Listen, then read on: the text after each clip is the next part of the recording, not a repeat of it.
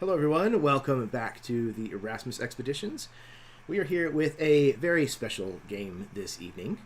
For those of you who have followed along with the Sunderhearth project, it was a brain baby of my creative partner Steve Fillmore, and he and I spent the last year, all of 2020, every month, sitting down with a different collaborator and improvising, building a world, a new setting for fantasy D&D, and we are going to be playing the very first game in that setting tonight, and I'm very happy because we have 5 of our 12 collaborators joining us this evening, and I'm really excited to get into this setting. It's something that I've been waiting for just about a year, and I'm eager to see how this is going to turn out. Before we dive in too deep, if you are new to this channel, if bad language, mature subject matter, things of that nature are something that bothers you, then don't watch any of my games. These are adults. I'm an adult, I promise, and we all have consent from our parents. So, without further ado, I am going to be using rules for madness, as well as a random effects that spellcasting might have, because part of the effect of magic here in Sunderhearth is a little bit of chaos that sometimes is thrown in, so hopefully that all goes smoothly. Unless we have any questions, I think I'm going to go ahead and pass things over to my 5 players so that they can give you an introduction, tell you anything that they'd like to about themselves or what they're up to, where you can find them on the internet, etc., etc. And then we can get started. So we're going to start first with Alex. Hi everyone, my name is Alex. I hang out on the AbTab group a lot. I mostly lurk. Sometimes I comment, so you might see me around there if you hang out on that Facebook group. And yeah, I'm just an avid role player, and I'm really excited to be a part of Sunderhearth and a part of this game. Excellent, man. Glad to have you back on the channel. It's been a little while. I was trying to remember when the last game that I played with you was. It wasn't the Clue game. That was a while ago. We did play the Clue game a while ago. Yeah, it was something since then, but I don't remember what it is now. Yeah. Anyways, it's good to see you. Oh, there was a jungle game. Jungle Monster exploration. Jungle? Yeah. Yes, we played. That was really fun too. Excellent. Good. Well, that's been a while too. So glad to have you back. Your hair is much longer now. Welcome. I'm envious. Speaking of being envious of someone, M. Hi everyone, I'm Em, and you can find me on Dice on Ice on Twitter, YouTube, and Twitch. And yeah, I'm super excited. It was super awesome to be able to contribute to this amazing project in whatever way I could. And tonight I will be playing Aveline, who is a druid. So thanks for having me. Absolutely. Always good to see your face. And I'm lucky I get to see it every week, but this time, well, I won't be seeing it this week. So see, I still got my M dosage. So I'm good. All right, next up, my brother from another mother, Mike.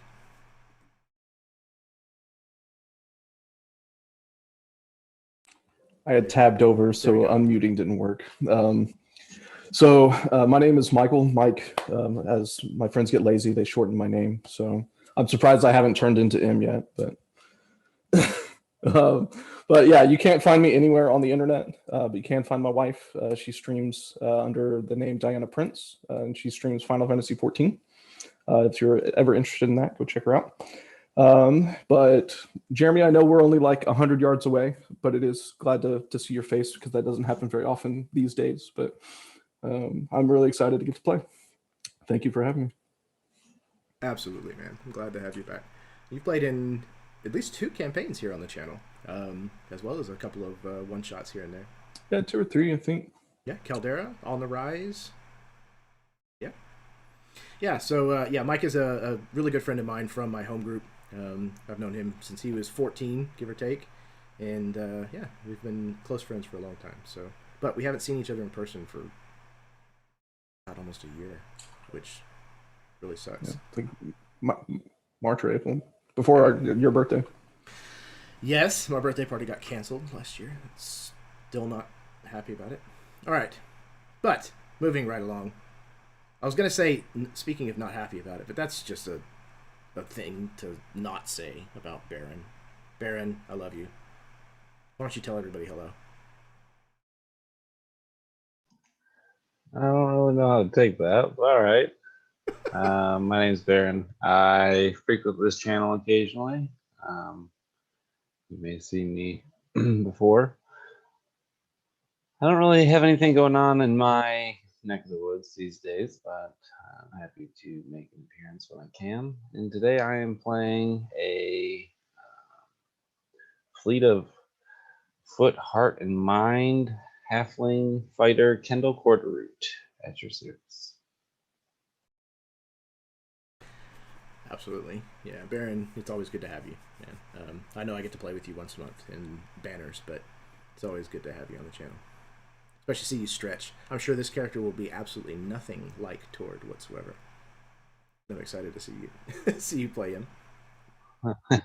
I can't play the same character every time. All right. I have to play a slightly different character. Exactly. Now he's got little man complex instead of being a big burly orc. Perfect. Last but certainly not least, we have Rachel. Hi guys, I am Rachel. I don't really have anything to plug, but I do also lurk on the AbTab Facebook group quite a bit. And today I'm going to be playing a human rogue called Bess. Fantastic. Yeah, I think this is the first game that I'm actually going to play with you, Rachel.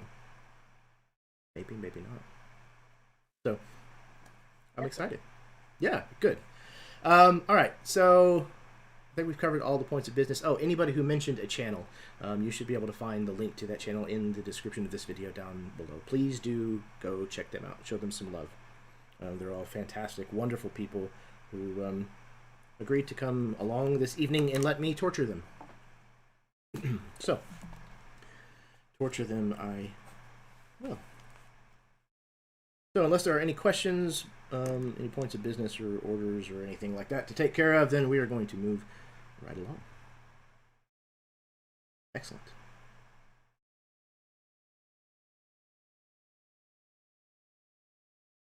The return journey from the heart of Sunderhearth had you now passing through a place known as the Forest of Caldedron. The dark, gnarled trees were burdened by snow, and the night falls quickly here. You were hired by Amanum Recvith, a wizard who lives outside of the barrier, to bring back 5 arcane kernels. Each of you were chosen to be a carrier, as transporting more than one per person can be very dangerous. Your party has managed, through no shortage of hardship, to obtain these 5 objects. Once you reach one of the many hearthfires that dot the border of the arcane dome, you will need to smuggle them back through the barrier to receive your substantial reward. So as you begin to make camp for the night, amongst these snow-covered, darkened trees, each of you, please describe from what creature or person you harvested the arcane kernel that you now possess.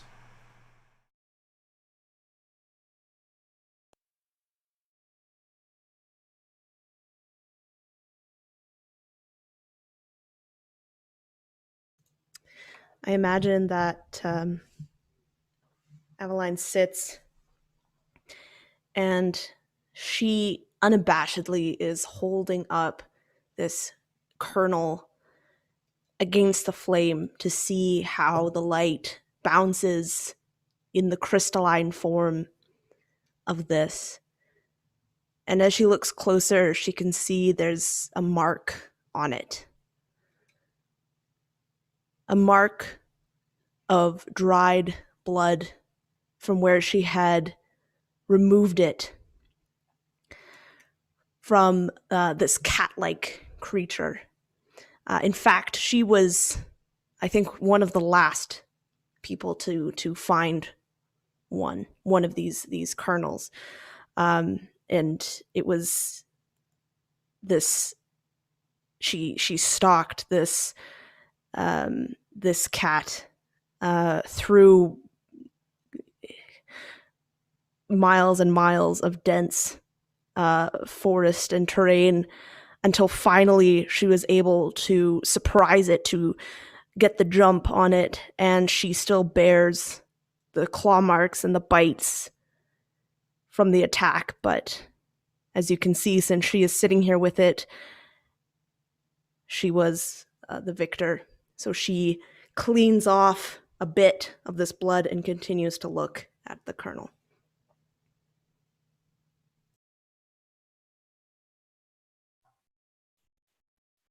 Esper's kernel he found on within the body of a humanoid who was wearing robes that bore the symbol of the old symbol of the Shattered One from prior times, and he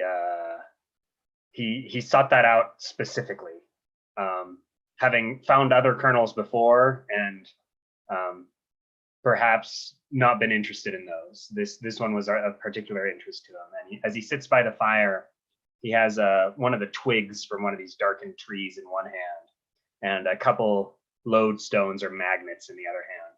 And he snaps the twig in his right hand and utters a few words and releases the two magnets from his left hand, and they snap together. And as they do, the twig kind of reforms itself in his right hand, and he looks up excitedly and then just does it again and again. And he's just practicing this magic and enjoying the fact that the magic is all around him and he can draw upon it at will.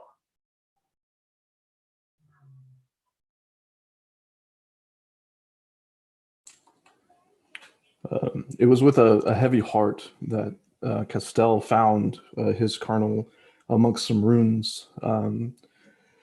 There was a figure that was curled up, what looks like under an old bed, an old bed like from the Sundering, and it was the heart of a small child that had calcified into this gem, and it's still weighing on him, the sight that he had behold, but that is going to be where he found his.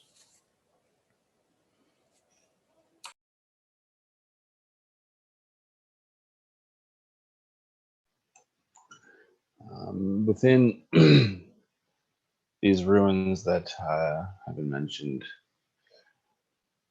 there appeared a kind of monstrosity kind of coming into being, but also extinguishing all within the Sunderings, both endless and indefinite amount of existence. This creature, a conglomeration of rats, fused in various locales. Their stone, the kernel itself,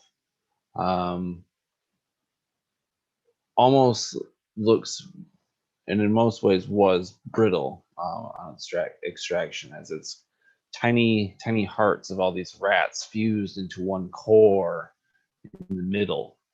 So all these kind of branches come off, and removing it was dangerous in itself, as I had to break many of the kind of smaller limbs to dislodge it. So now I have this very odd, inconvenient thing to carry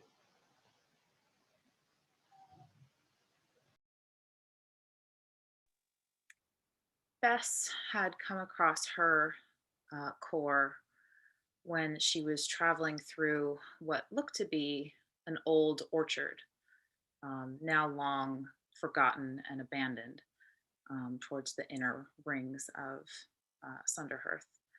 She came upon um, uh, what looked like a litter of stones that a hulking green colored vulture was sitting over, picking at.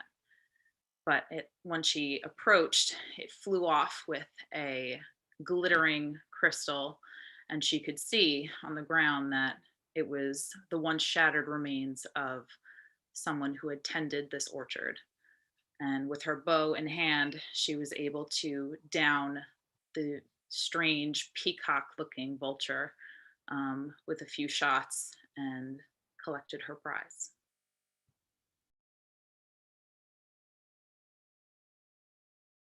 Excellent. Each of you please take a point of inspiration and then roll perception checks, please.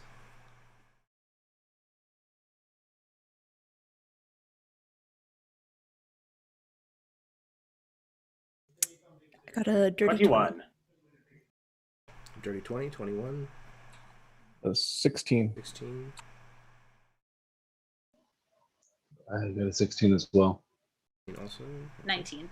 19. Okay. All of you are huddled around this fire. Some of you closer than others, probably. And you're admiring. Some of you are admiring these prizes that you have found, these arcane kernels that you have come to seek out here in Sunderhearth. And all of you hear, not far off in the woods, the distinct sound of a twig snapping.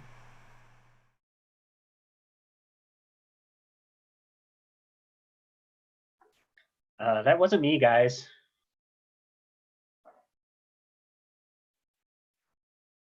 Looks around nervously.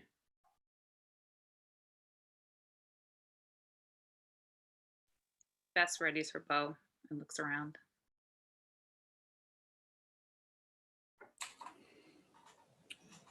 Castel's kind of roll his eyes as everybody jerks into trying to figure out what it is, and he'll just kind of shift and glance out of the side of his eye. That way, hoping to not give the appearance that he heard it effectively, and then realizing that everybody's turned will do the same to join, to try to figure out where it came from.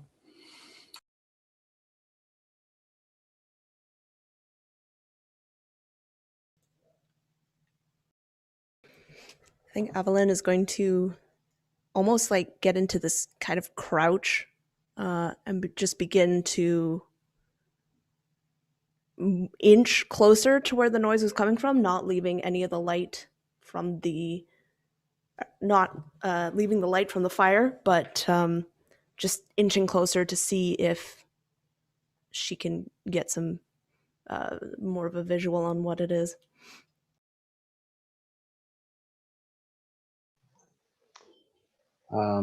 About Kendall by this fire are two very large mastiffs capable of carrying someone of my stature. Would it be possible for me to make some sort of check to maybe gain some insight from them, whether they find this to be a threatening noise? Sure, they can roll perception as well. And it's based on hearing, although it could be based on smell as well, so I think they get advantage if they're a dog. If that's the case, I Hopefully got... that buzzer was not a wrong answer. Sorry about that. I got a... They got a 19 total. 19? Okay. Yes. They definitely are at attention. They're both kind of looking that direction. They both kind of tensed up. Their tails are, not wagging. But they're not growling. They don't have their hackles raised or anything like that. They're just at attention. Well, then I think Esper, that... sorry, go ahead. I was going to say Esper has an owl perched on his shoulder, and he's gonna turn his head a little bit to the side and say, "Hey, Pixie, mind going and checking out what's going on over there?" And he's gonna send his familiar to fly over towards where the sound was and investigate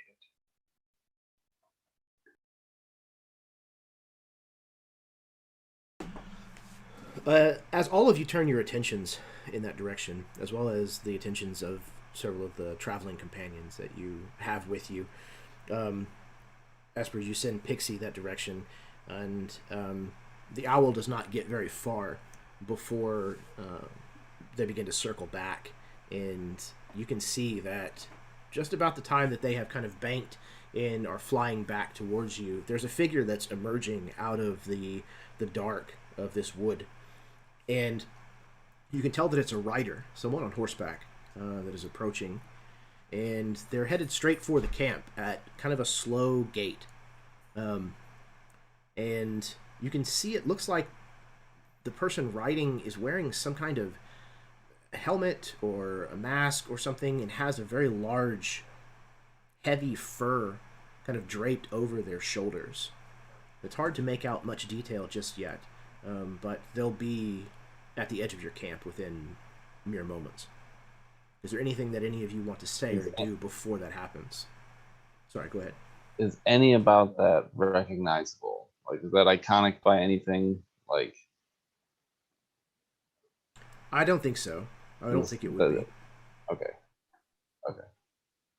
Esper kind of clumsily straps his shield to his arm.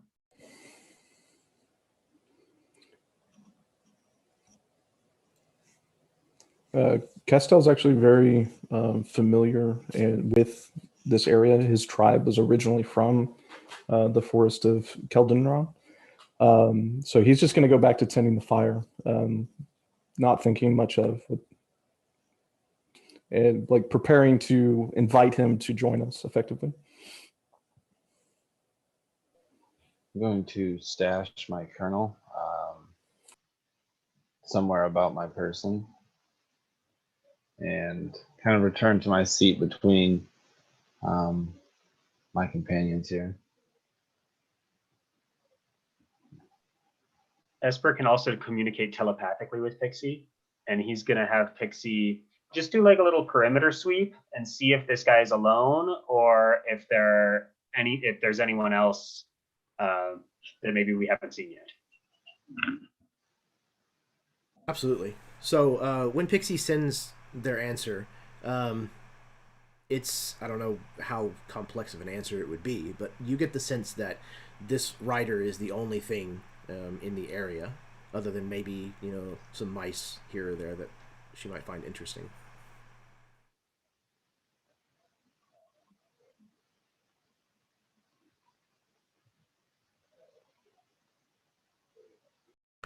Okay.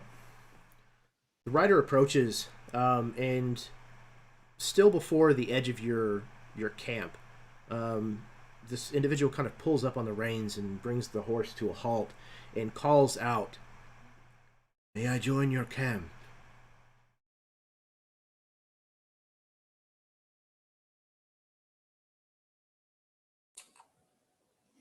It is customary to do so out in the woods, to try to put everybody kind of at ease. This individual... But I won't answer for the group, but... Okay. Yeah. Does anybody else say anything? No? I'm certainly one to adhere to tradition. Please. Good. Bess says nothing, but puts her bow down beside her. Esper clumsily unbuckles his shield, looking a little sheepish. Then, as customary of my tribe, I will offer him my cedar on the fire. So when this individual moves a little closer to dismount from the horse and kind of tie it off to one of the nearby trees, you realize that this individual is not wearing a helmet or a mask of any kind.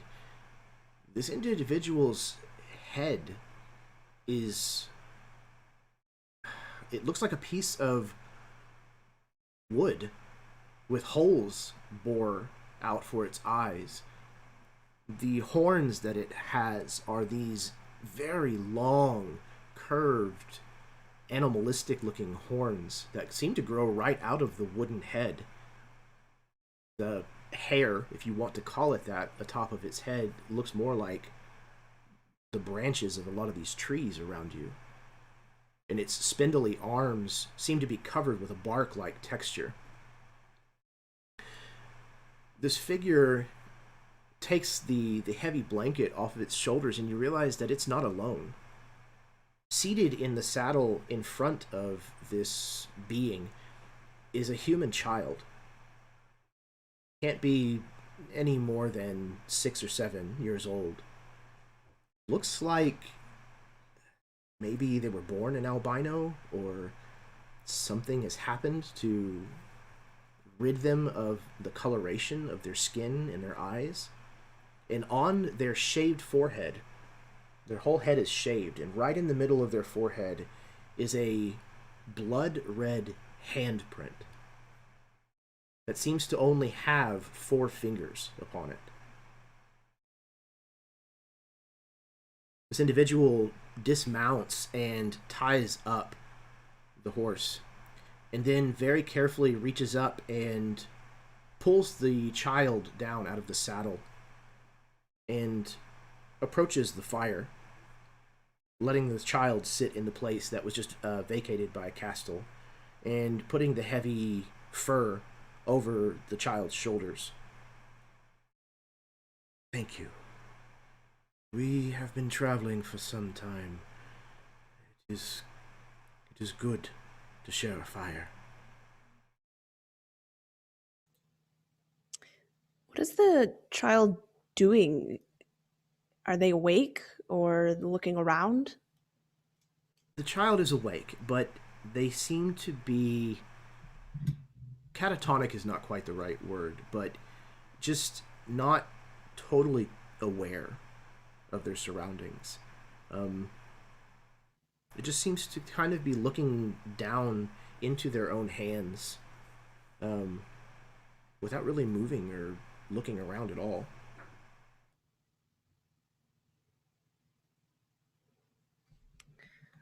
I think that Aveline is doing a very poor job of hiding her just eyes darting back and forth from the figure to the child, back to the figure, to each of the others, and then just back to the child.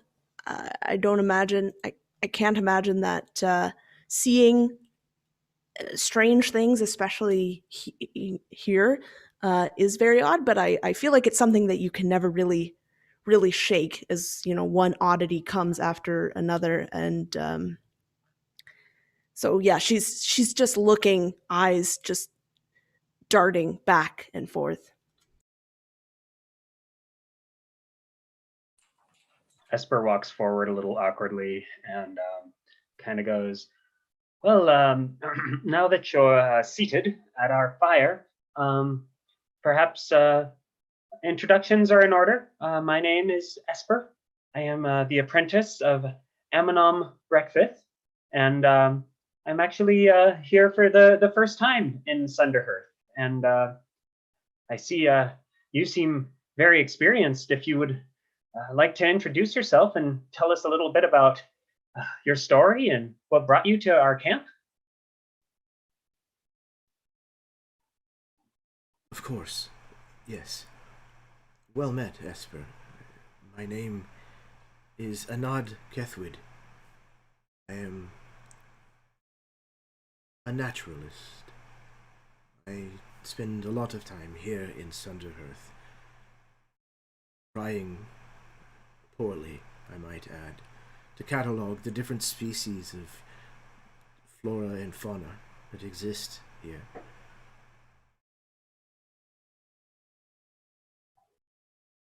Oh, well, that's fascinating. I'm actually a bit of a student of the natural histories myself. Perhaps we could compare notes. And he quickly searches through his bags and pulls out a few parchments and stuff. He doesn't have much, but just random notes of what he's been taking since he's been here, and kind of eagerly approaches him. The figure seems to politely look at the notes that you present to them, but doesn't seem to be entirely focused on what you've brought them. This individual's attention seems to be on the child pretty regularly. They will get up and make sure that the child has the blanket around its shoulders if it falls off. If there is food to be had, if you guys are in the middle of eating the evening meal, Anad will ask for some on behalf of the child and try to feed the child. They definitely seem distracted by the child's presence. Yeah, Bess was eating a bit of her rations, and she immediately, as soon as Esper is kind of collecting their notes, she offers something of her rations to him and the child. Please, if you're hungry, you're welcome to this. Like your fire, your generosity is most welcomed. Thank you.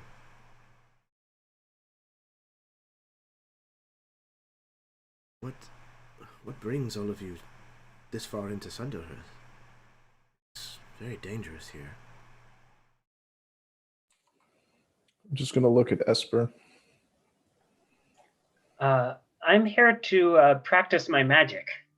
You know, outside there isn't much opportunity to cast spells. I've been working on this one, and he kind of snaps the twig and mutters the words and releases the lodestones, but he kind of fumbles it a little bit and drops one of the lodestones, and the twig kind of like deforms in the wrong way, and he's like, gets a little bit flustered, and kind of has to pick up the lodestone from the ground and goes, is that a mask you're wearing? That's really cool. I've never seen anything like it. There's like You're definitely not from here. Yeah. You go ahead. Castel will pull his sleeve up, exposing part of his arm is turned to rock. It's just a part of being out here for a long time, and he's obviously been here a lot longer than any of us. If you are indeed here to practice magic, yes, you should also practice caution alongside it. Magic exacts. Yeah, my master did warn me about that kind of stuff, but it's just so exciting. There's magic everywhere here. Not all of it for good, I'm afraid. And at this, anybody who's paying close enough attention will notice once again that this figure's gaze falls upon the child.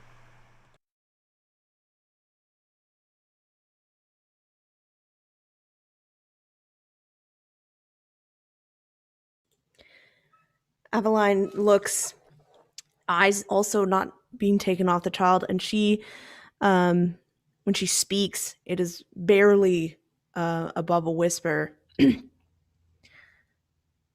How long have you been traveling?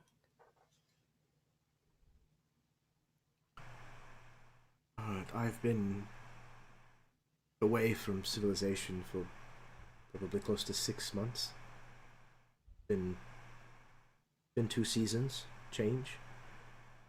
The child has only been with me for a few days now on the road. Is he okay? Or she? I do not know. I hope so.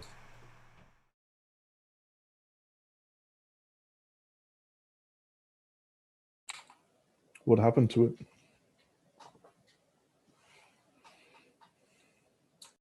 My intention is to return her to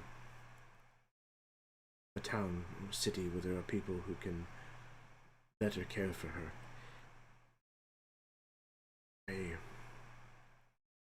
I'm I'm afraid that she's in grave danger out here.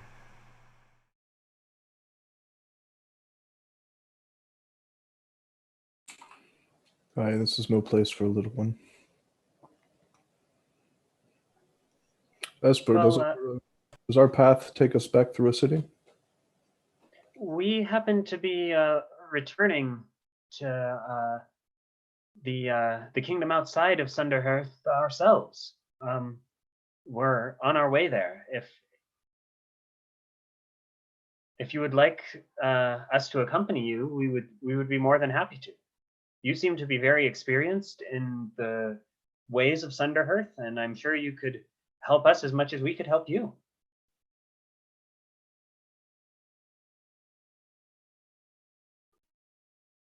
This individual, if you're looking to get out of Sunderhearth, that is. Yeah, this individual kind of studies you for a while, Esper. It's hard to get much of a read of their face because it's kind of almost a featureless, piece of wood. But they study you for a moment before they answer, and when they do, it's a rather cautious reply. Do any of you wish harm upon this child?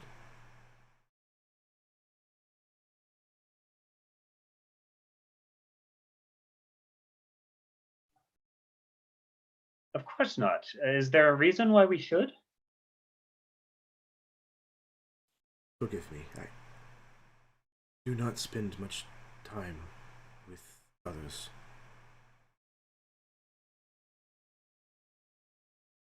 Tend to be a suspicious sort.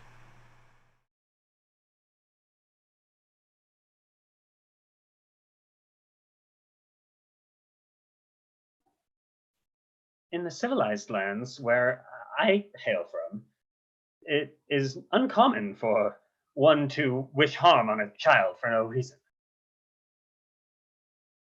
I don't know how things are in Sunderhearth. Granted, I've just arrived here for the first time, but I believe that if we take this child back to civilization, there will be those. There are orphanages, and there will be those that would be happy to care for it. Maybe if we cleaned off his forehead a little bit first, he might fit in a little bit better with the normal children.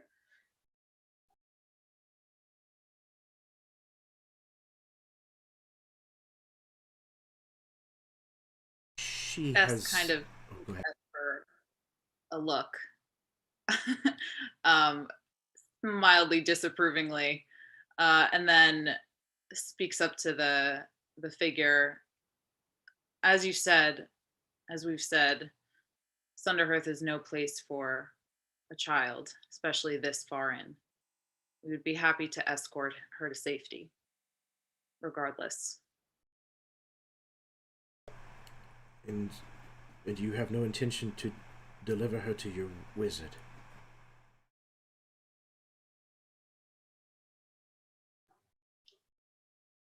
I doubt he would be interested. I would like to deliver her to her family, if possible. That, I am afraid, might not be possible. I have no knowledge of where she came from as far as the family goes. When I found her, she was alone.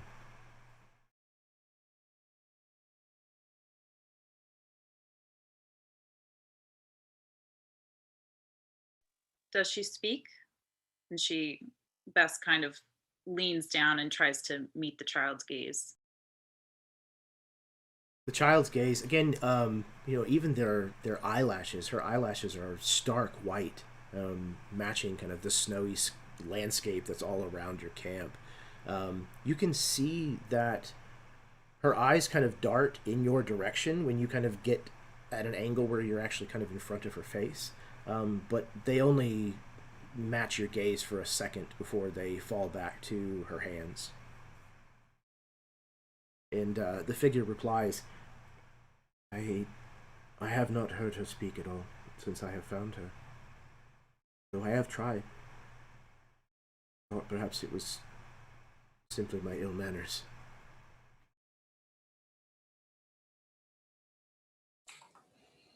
And the look of her, she's Hearthborn?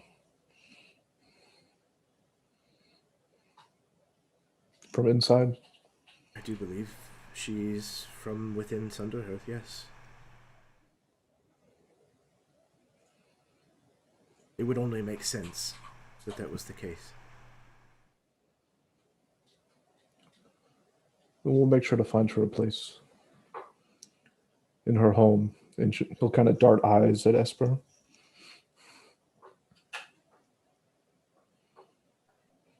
Esper kind of shrugs. It's true. She might have a little bit of trouble fitting in on the outside with the not speaking whatnot. DM question: is there like a town within Sunderhearth that's kind of on our way between where we're at now and the hearth that we're aiming for? So there's definitely towns kind of scattered here and there throughout, and most of the safest towns are located on the actual perimeter itself, usually where there is a hearth fire situated.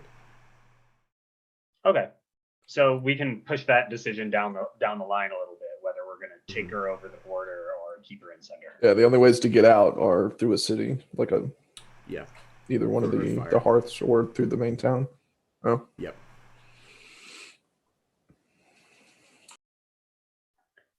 If you don't mind, just to satiate my intellectual curiosity a little bit, would you mind just telling us a little bit more about the circumstances under which you found this child? There's a very long pause after this question, Esper. And again, this figure kind of takes a moment to study each of you in turn before they answer. I rescued this child from the library at Tandrathum. All of you would know of this place. The library of Tandrathum is a place that's shrouded in mystery. And it is the home of many of the most powerful wizards and spellcasters in Sunderhearth. It is said that the knowledge that is stored within the library of Tandrathum is vaster than the knowledge that any living being possesses.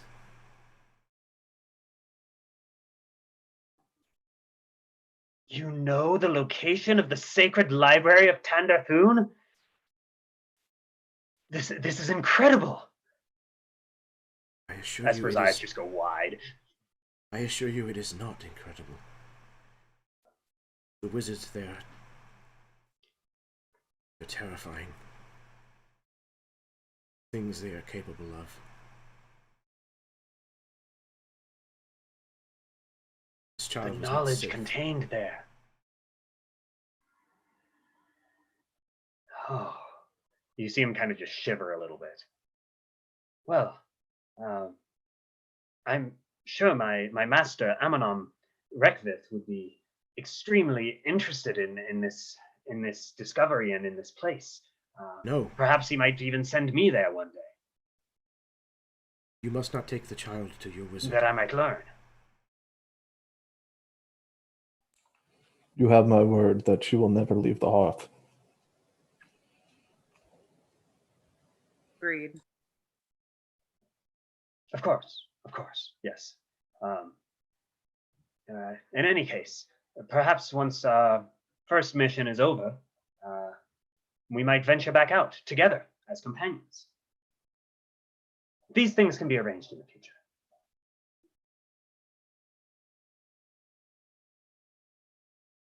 At that time, a nod kind of stiffens, sitting up straighter and turning their head towards the woods. Someone is coming. They very quickly get to their feet and start to try to collect the child and move towards the horse.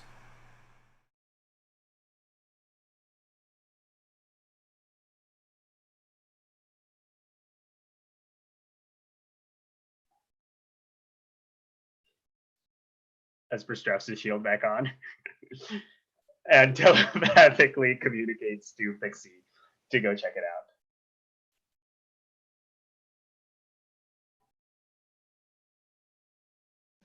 Within Oh, hold on. Running away halfway through a deal. Kendall says, kind of sternly from behind a large lump of fur. you don't To understand. cut and run halfway through. It might already be too late. They've come for the child. They've come for the child. You've put us all in danger by bringing that child to our fire.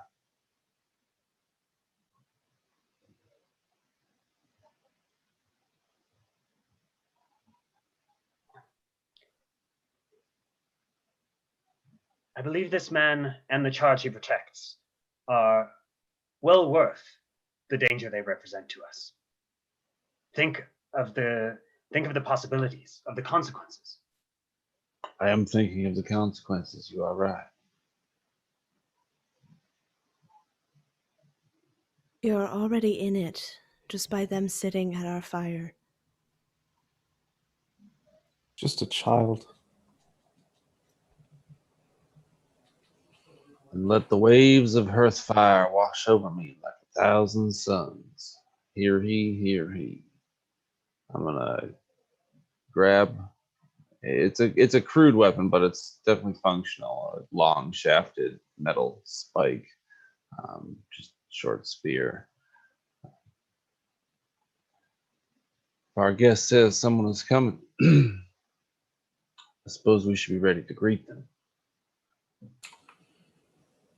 Who's been chasing you, Anna? Who are you expecting? Before Enid is able to answer, a figure steps out of the darkened forest into the dim light that your fire manages to cast this far out. You can see a hooded individual, a long cloak and a long blade in their hand. You can see that they wear armor, and you notice that there is a spell book. It seems to be strapped to the arm of this figure's shoulder. And it's only as this figure kind of takes a step closer that you notice the cloak is not the only thing that kind of swishes behind this figure, as you see a very long, powerful reptilian tail sticking out from beneath his cloak. He grimaces with these sharp teeth, several of which are coated with gold. Well, what have we here?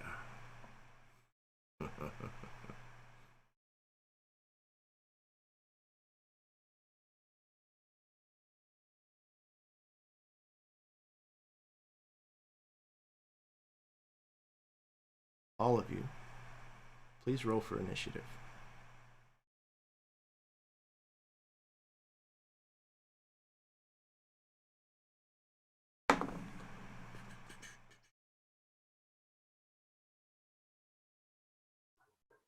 Esper got a 19. 19. 15. Yes. Castel got an 8.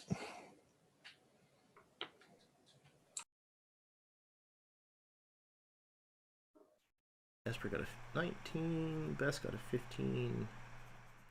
8 for Castel.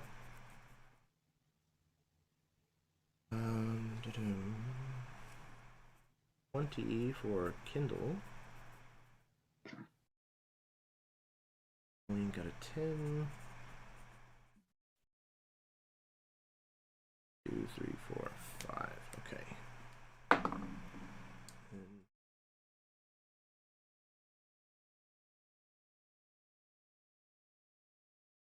Okay.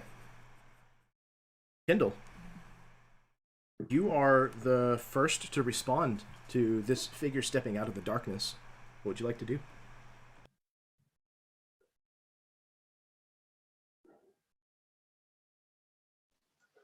I am going to pull myself atop my mount here. One of my war dogs, and what would you say the distance and terrain would be in between this thing and I?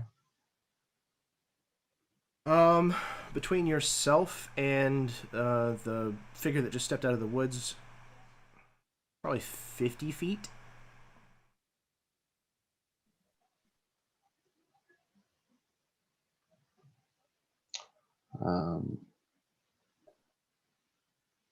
I am going to draw or ready my lance, kind of propped in the crack of my arm. I'm going to have my shield ready, buckler to most, shield to me. I am riding. We move as a unit, though my secondary dog doesn't do much unless it's being ridden. I'm just going to position myself in between this entity and my closest companion to him. Maybe not in between, maybe next to him. I'm going to move next to my companion, closest to him, within 5 feet.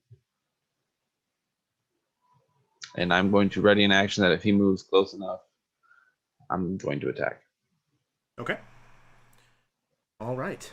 So Kendall has readied his action and moved a little closer to whoever is beside him. Esper, you're up. I have foreseen your coming, fiend, he says in a deeper voice. You see that Esper's eyes have rolled back into his head, and they're shining like the stars of the night.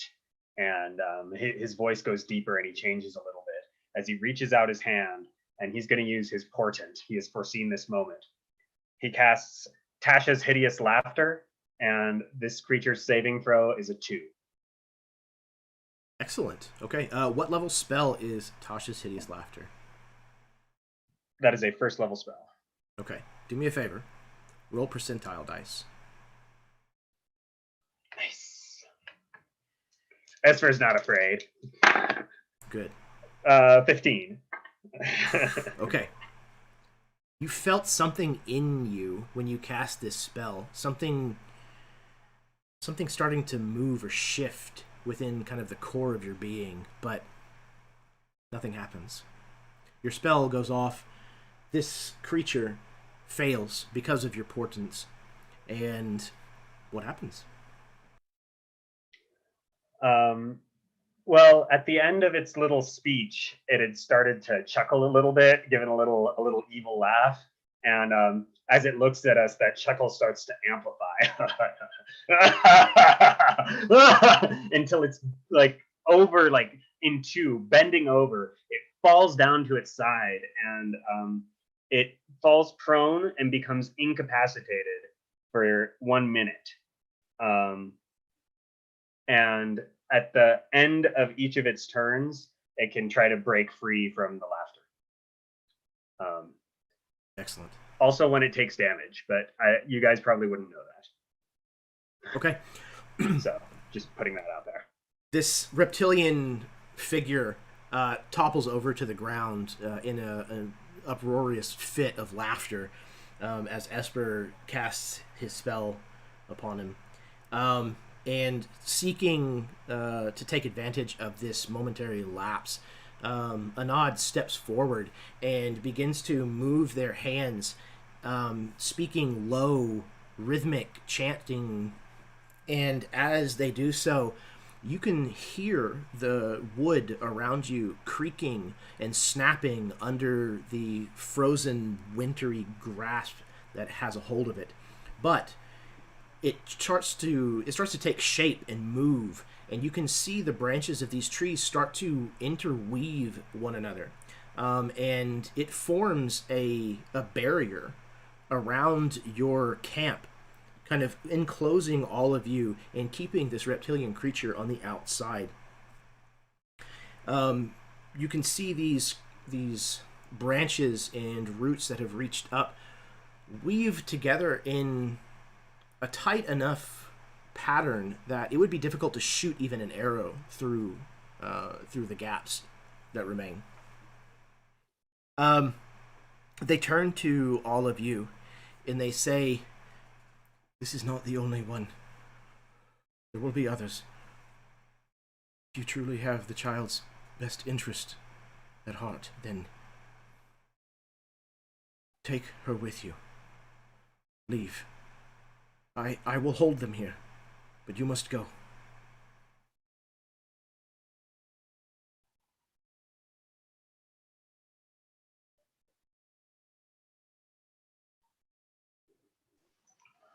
Can the child ride Jojo? And my secondary dog will move over to this figure.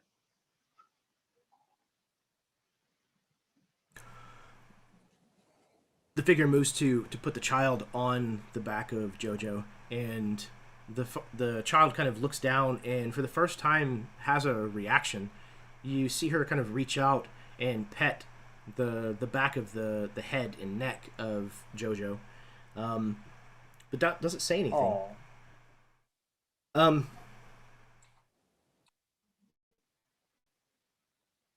The Anad says, "You cannot outrun them. You must... Do you know of shatter points? Any of you who would like, you can roll an Arcana check." Yes. Was that a question, Mike, or were you just saying you would like to? I got a 10. I was volunteering if you were looking for someone that knew. Oh. I'll keep that in mind.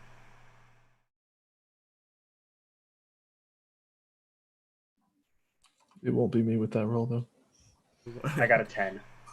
Okay. I got a 4. 4. Okay. So none of you, except for Aveline, have heard of this before, have heard of a shatter point. Or if you have, you've only heard of it in name. Aveline, you know that a shatter point is a place within Sunderhearth that was fractured. Or that could be fractured. And it allows people to navigate through the cracks that kind of run throughout Sunderhearth and effectively teleport between locations. Navigating to an exact place is really difficult to do, but going through a shatter point will inevitably have you come out somewhere else.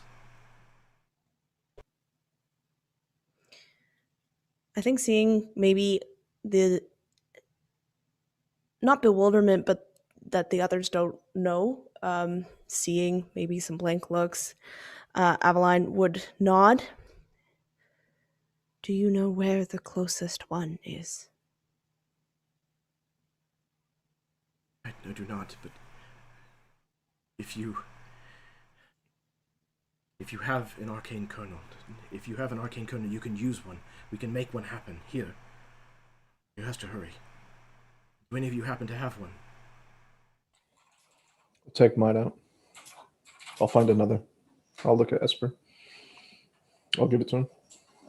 Anad looks very relieved. Whenever you try to hand it over, A little girl will say the little girl. Esper nods. whenever you try to hand it over, Anad will actually like keep it in your hand, like kind of almost push your hand away. She points to the base of a nearby tree, and they say, "Plant it in the ground there. Hurry."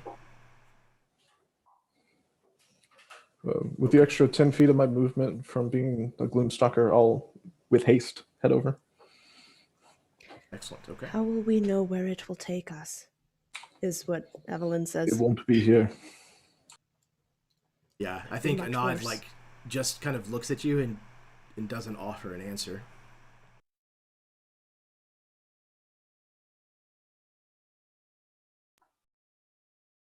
It could take us farther in. Esper telepathically communicates with Pixie and says, basically to keep an eye on this guy and, like stay here basically. Right. And when I summon him again later, he'll be able to tell me what happened. Okay. Pixie relays and if he that survived. Because if he did, I want to find him again. Yeah, Pixie relays that there's another individual who is approaching the wooden barrier that was summoned by Anad. So it seems like their prediction was true, that this reptilian individual is not the only one who seems to be coming. Bess, it is your turn. Bess had been knocking an arrow and moving to block the child from the attacker, but now unknocks it, cheats it again, and moves next to her, ready to leave. Let's go.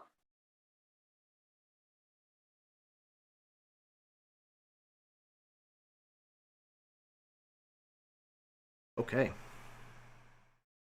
That was Bess. Aveline, it is your turn.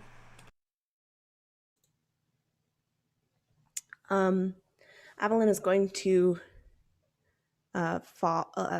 use her movement to follow Castel towards where the tree is. We must be ready. If we do end up somewhere we do not want to be. And if she could use like a help action, if Castel needs to make any kind of like roll or something to help with her somewhat knowledge of these points to help him place it. Excellent. You were the one that knew about this. Like you can even just take it from me if you want.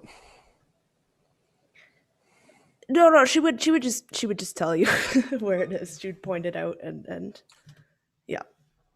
She may also not want to touch it because maybe she's heard some rumors about maybe some not so great things of happening when they do it the wrong way. So she seems very reluctant to touch it. Okay. So, what I'm going to need from all of you, and we're still going to be in initiative order, but in order to open this shatter point using this arcane kernel, I'm going to need whoever is trying to assist, whoever is trying to accomplish this goal, to roll either Arcana or Nature. And I'm looking for 5 successes before it will happen, before it will appear.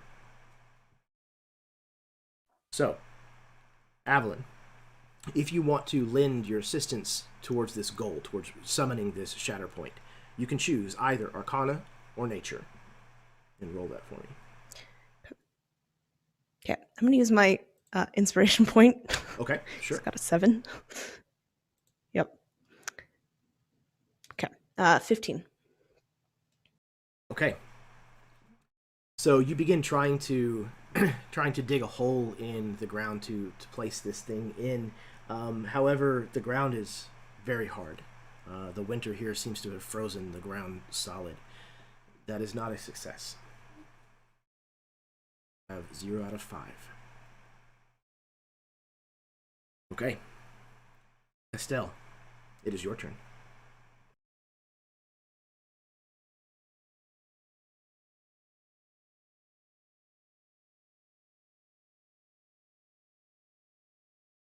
Mike, it is Castel's turn.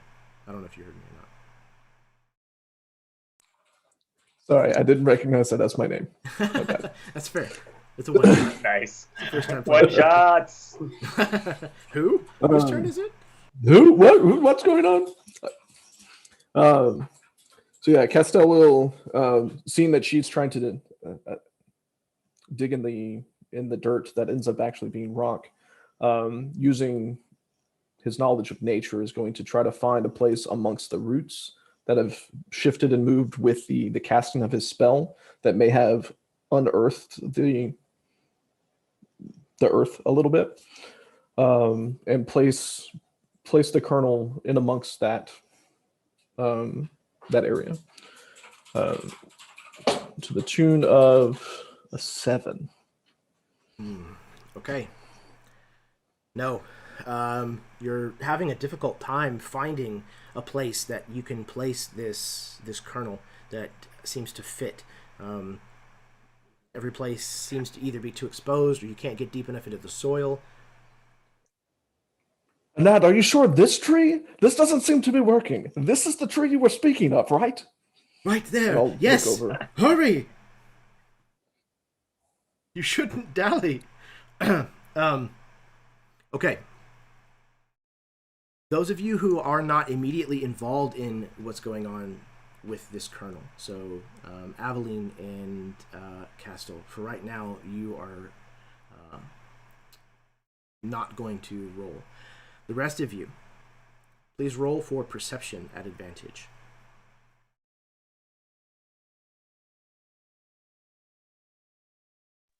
Natural 20.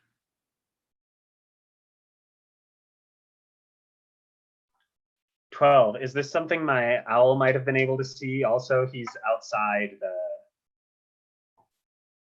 I don't know what we're searching for, so maybe not.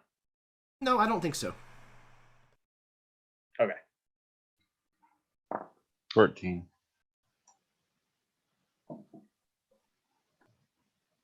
Okay.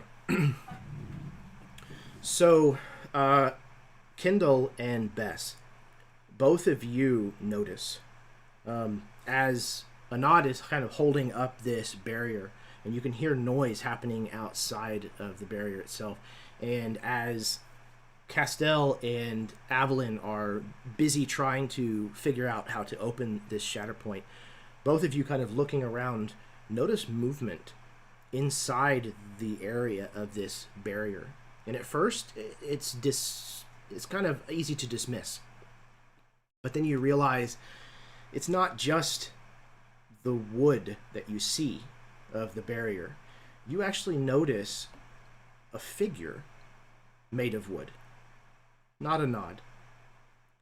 But it steps out of the barrier, and you can see intertwined amongst its branches are a number of humanoid skulls.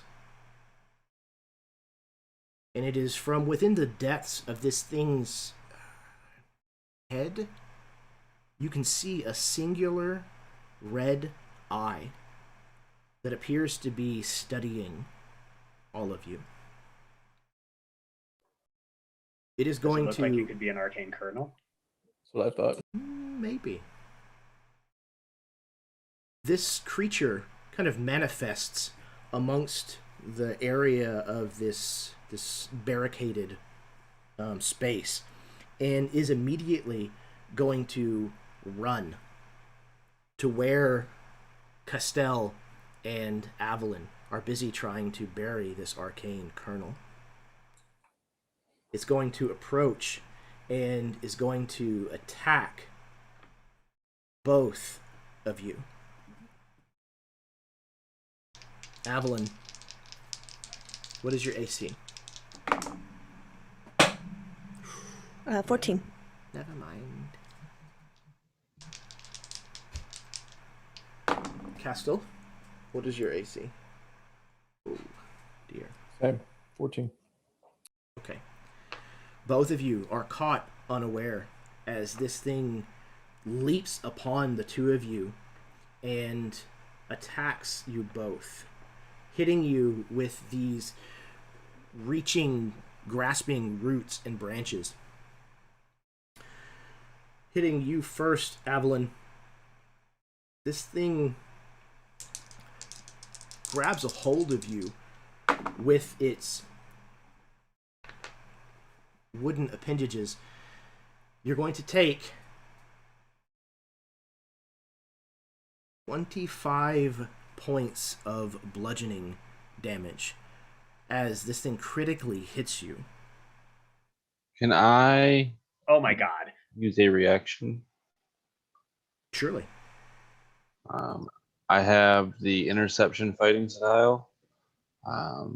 When a creature I see hits a target other than me within 5 feet, I can use my reaction to reduce the damage by 1d10 plus 2. Excellent. But I have to be wearing a shield or a weapon. Okay. You said you had mounted up and stuff, so I would assume that you had your shield out because you tucked your... I mean, I just kind of vaguely said I was by the closest party member. I mean... Yeah, that's fine. For the sake of it, would that have been Aveline? So you are gonna 8 points of damage taken off that 25. That's good. What does that look like as you reduce the blow? Like a rabid dog to a slab of meat. This kind of whirl and dervish spins on heel and puts me in between like these raking arms and Aveline, and me, brandishing spear and shield, and this just massive hound kind of barring its teeth were enough to maybe hold one of the arms at bay, enough to block maybe like a second raking or a strike or something. Not able to block the whole hit. Absolutely. So, some of the branches kind of slam against the surface of your shield, and you're kind of batting some of them aside with your spear, but some of them reach past you and still do strike Aveline. So, Aveline, you have taken 17, I think, damage, and then you also are grappled. I have a secondary thing just to add on top sure. of that. Sorry, this is he's marked. Any creature that I hit with a melee attack is marked, and any attacks that it makes against anything except me are at disadvantage. Okay. So since the second attack against Castel would have happened after you blocked this from Aveline, I'm going to re-roll that attack because it was with advantage because Castel was surprised. So this will just be a single roll instead, and that's going to turn it into a miss with only a 9. So Castel, you will avoid being hit because of the mark that Kendall has placed upon this creature. Aveline, you have taken some damage still from the grasping roots and branches of this creature, and it has taken hold of you. You are grappled. I also need you to make an intelligence saving throw, please.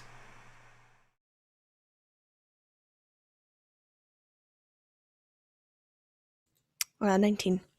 19. Excellent. You feel something kind of coursing through your veins as you realize some of these roots and branches have tendrils that have tried to pierce into your body, and it feels like something has been basically injected into your veins, but you manage to stave off the effects of it, and it does not take hold. You are still grappled, but the secondary effect does not happen. Okay. That was this creature. This creature leapt upon your party members with a vicious, wicked abandon, and seems to be hell-bent on maybe the arcane kernel. From outside the barrier, you can hear the noise beginning to increase, and you think you hear spells being slung at the outside of this wooden barrier.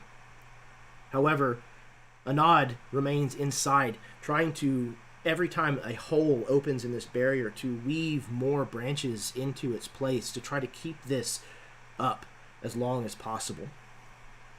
That brings us back around to the top with Kendall. trying to maintain my position in between this creature and my companions. I'm going to take the dodge action, but I'm going to maintain my position like immediately in front of this thing. Actually, no, it's grappling Aveline, isn't it? Shit. I'm gonna help. I'm gonna use my action as a help action, so she can try and free herself. I'm trying to like pry these things off you, like ripping the vines off your flesh as they try to kind of pierce into you. Okay. So Fervently. if you would like, you can actually take your action to attempt to basically just break her free. So you could make a strength check. You could use athletics if you'd like. With athletics, we're looking at a 24. Yeah. You tell me how you rend her free. Just the ferocity of the follow through before I attempted to stop the blow, was unable to finish the job, but went right to work at freeing my companion as quickly as possible. So there was very little lag time in my my interception. Excellent. Uh-oh. Looks like Baron might have froze. Okay. So, yes, between Kendall and probably even the two mastiffs that accompany Kendall, they managed to free you, Aveline. So you are no longer grappled. That brings us to Esper.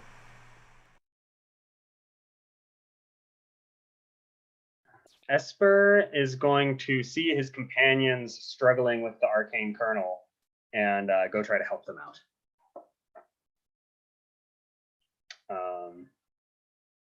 He's got some pretty good knowledge of Arcana.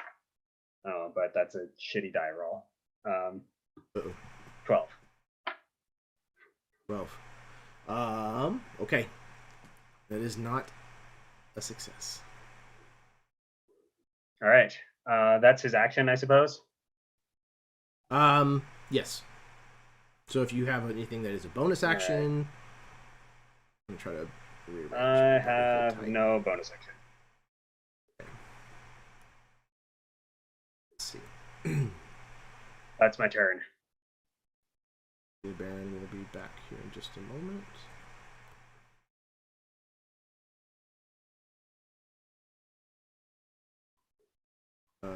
Who is in the wrong spot? Me. It would be you, Michael. Just kidding. Okay. Next up, we have... That was Esper. Nod is continuing to hold the barrier as best they can. And that brings us to Bess.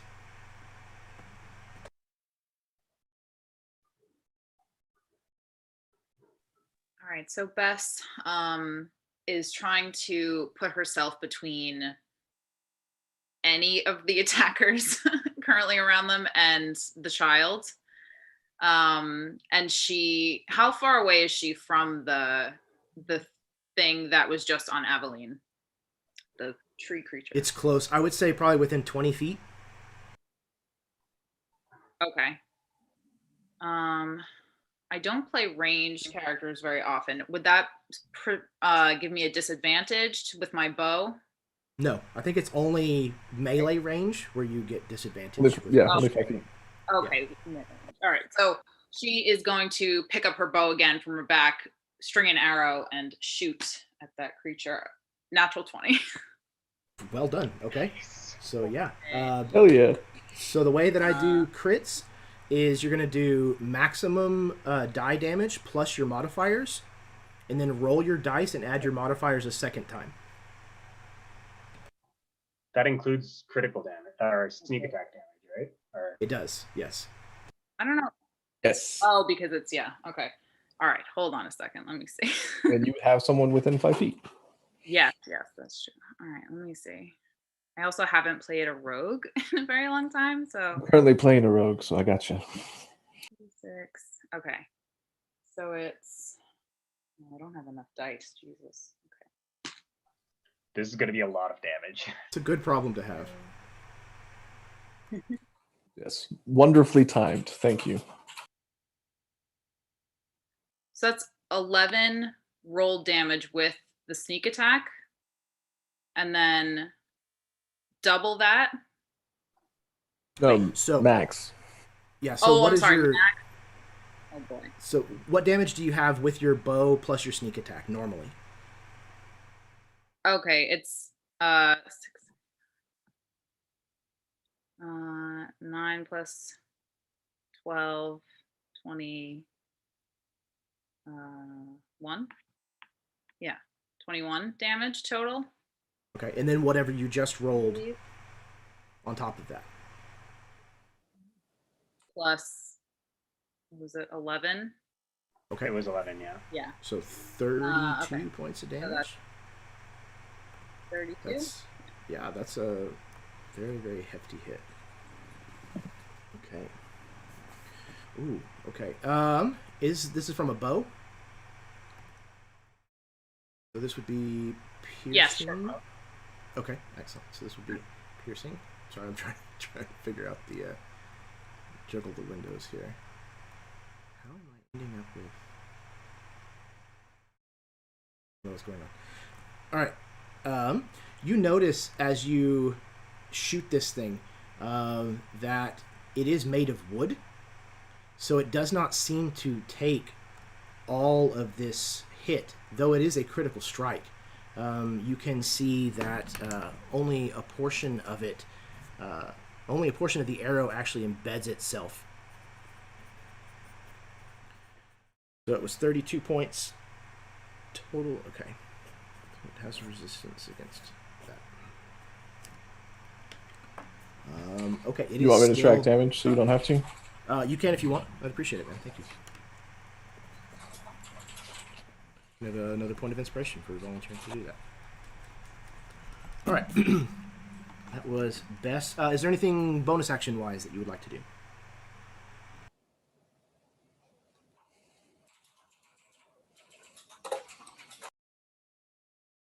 Rogues typically get some pretty cool stuff they can do with their bonus action. So.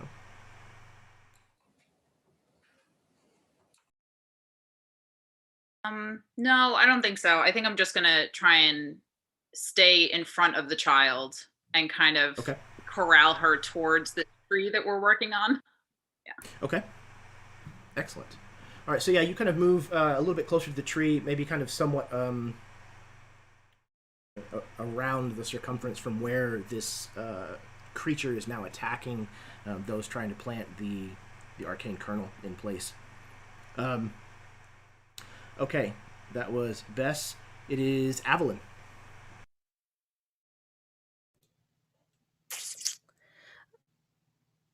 Aveline, it's her, and then this thing is like right there. Is there anyone else who's kind of in front of her or near this thing? Bess and Kendall. Oh. Yeah, Kendall's right next to you, and Bess isn't far off. Yeah. If they're all on the same side, so I want to cast a spell that's a 15-foot cone. Can she aim it in such a way that she doesn't catch them in that cone, but still catches the creature? Yeah, I would say so. Even if you just kind of simply angle it upwards, that would probably work. However, what level spell is it? So, yeah. Second. Second level. So, as you are doing that, please also roll percentile dice. Okay. So, I imagine up until now, you've only heard Aveline whisper or speak very, very softly, very soft-spoken, but now she lets out this scream that sounds like crackling fire and burning wood. And as she screams, you see her skin begin to glow a white hot red as she almost like pushes out, and this fire just comes erupting from her body as she casts burning hands on this creature. He needs to make a dexterity saving throw. This wooden creature.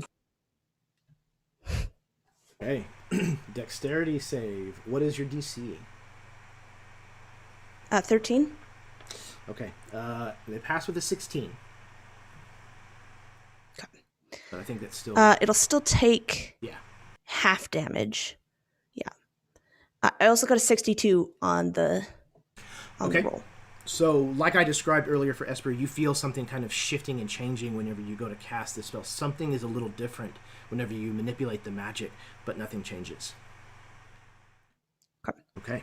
So I rolled at 18, so that'll be 9 points of fire damage. And the fire will ignite any flammable objects. Flammable. Or inflammable. Yeah. Which is always just the most confusing thing in the world. Okay. Mike, if you would please still record 18 points of damage, because this thing lights like dry tinder whenever you cast this spell upon it. And it kind of reels backwards in severe pain and is on fire. Okay. Thank you. Okay, that was Aveline. Castel, it is your turn. So with a little bit of desperation, Castel is going to rush over to the child, grab her, and say, "I will keep you safe. I'm going to make you an honorary member of the Borden tribe, but I need your help. I'm going to use my point of inspiration and give her my arcane kernel and take her to the tree."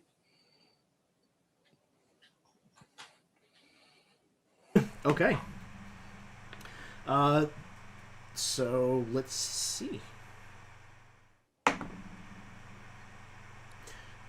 Okay. You have your first success as the child takes this from you, kind of looks at it for a second, and almost like a child like figuring out one of those shape puzzles, just like finds this place in the ground and just like fits it straight in there as if it was meant to be, and kind of like pushes a little bit of dirt over it, and then kind of looks at you surprised, like, you couldn't do that. No, well done, child. You have the gift of the Sunderhearth. Okay, so that is 1 of 5 successes. Okay.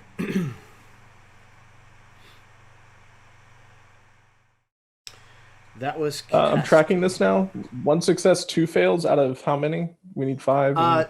So yeah, I'm not tracking failures. It's just going to be... This is going to keep going until... Gotcha. Things get really bad, or until you guys succeed at 5 of these rolls. Or we could kill all the bad guys. That's an unlimited amount of bad guys. And then we have all the time in the world to do the rolls. That is possible. Okay. All right. It is this creature's turn. Okay. It turns to you, Kendall, having gotten in its way. What are you? What is your class? Oh, you're a fighter. No? That's not going to be how that works. Okay. This creature turns and comes at you, Esper.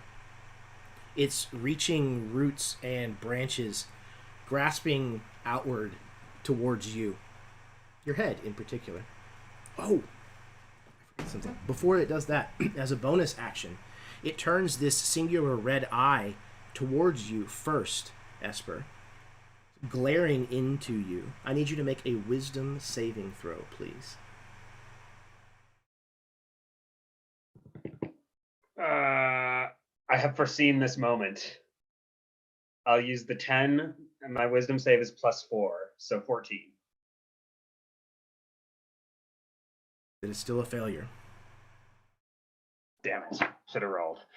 When this eye bores into you, you feel an icy cold wave emanate from the base of your spine and creep upwards. You are stunned. All right. This creature then uses, as a part of this same action, moves towards you. And as it does so, it is going to reach out with its roots and branches. Attacks are at disadvantage against anything that's not me. Ooh, excellent, okay. So then that washes, because he would have advantage against him, to... Probably still going to hit you. It's a 22. So... Yeah, that hits. Okay. These branches manage to reach out and grab a hold of you.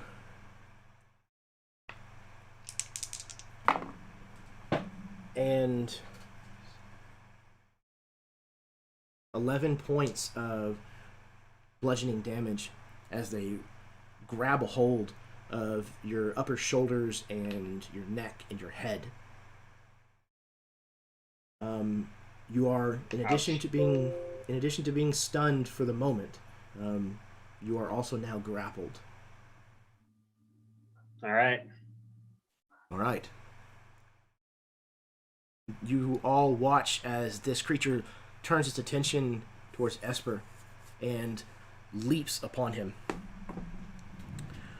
Outside the barrier, there continues to be a flurry of spellcasting, and you can see pieces of this barrier falling away, and Anad continues to try to weave these branches back into the openings, but it's starting to happen rapidly enough that they are having a difficult time keeping up.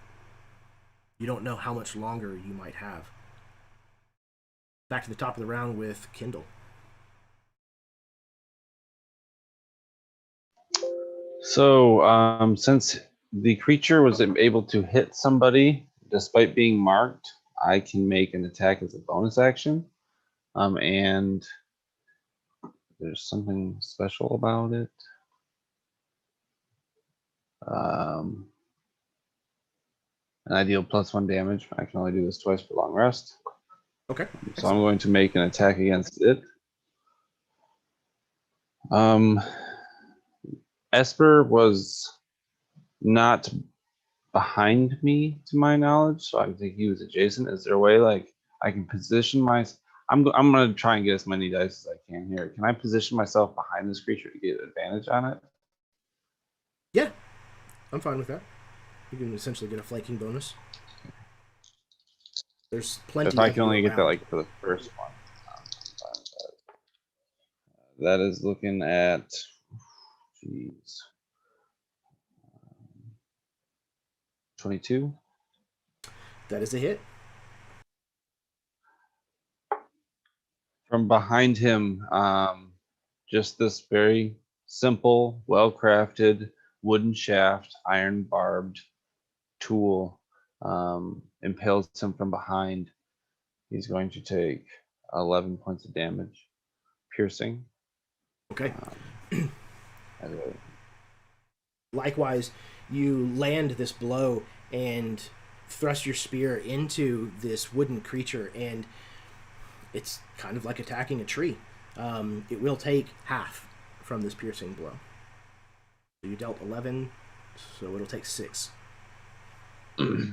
And using my action, I'm going to once again try to position myself to be like 5 feet away from Esper, presumably, and Aveline again. I'm going to take the dodge action.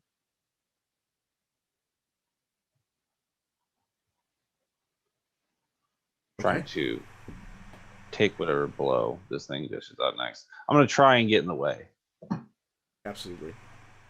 This thing seems to almost ignore you in favor of some of the other targets amongst your group, to a point that it's very obvious that it doesn't seem interested in you in the least.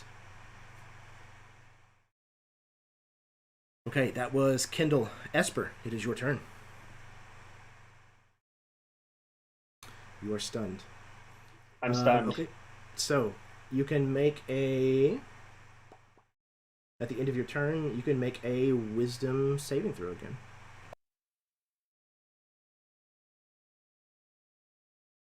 $11.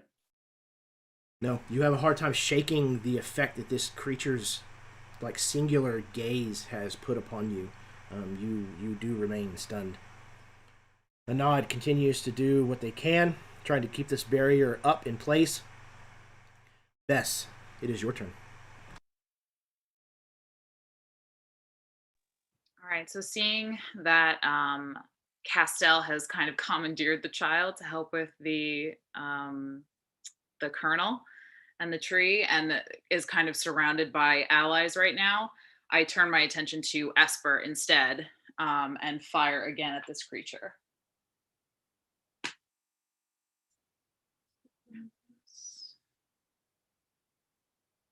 $15. Though it does strike the outside of the creature, you can tell that it doesn't penetrate deep enough to actually do any damage to this creature. 15 will not actually technically hit it. So,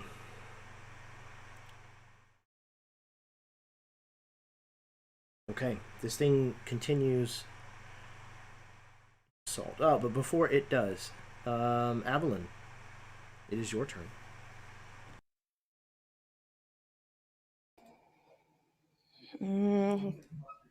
Aveline's gonna just quickly turn her attention back to this thing, and to the kernel in the ground. She wants to return her attention back. We have to get out of here. So she is going to. How many successes do we have? 1. Fantastic. Okay. Yeah, she's going to try and begin to do what she remembers from trying to anything that she can to try and get them out of here. They progressively get easier as we get closer, right? That's how this works. How long have you been playing with me?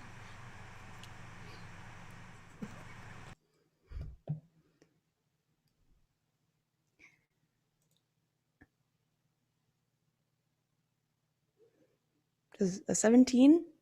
Yes. On nature, she. Oh my goodness. Yes. That's exciting.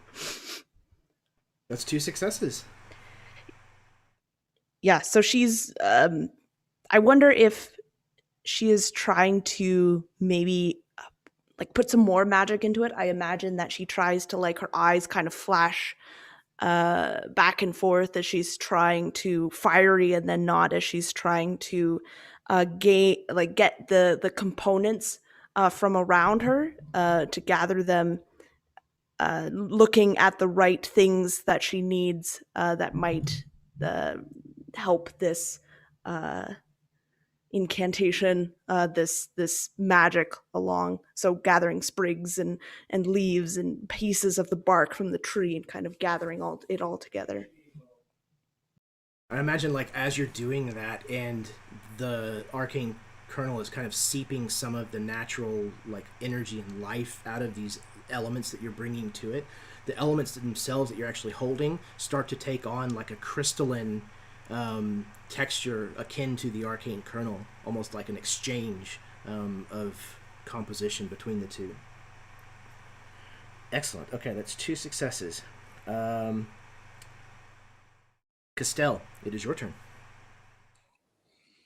Castel's going to look at the girl who had just looked at him saying, hey, you couldn't figure this out.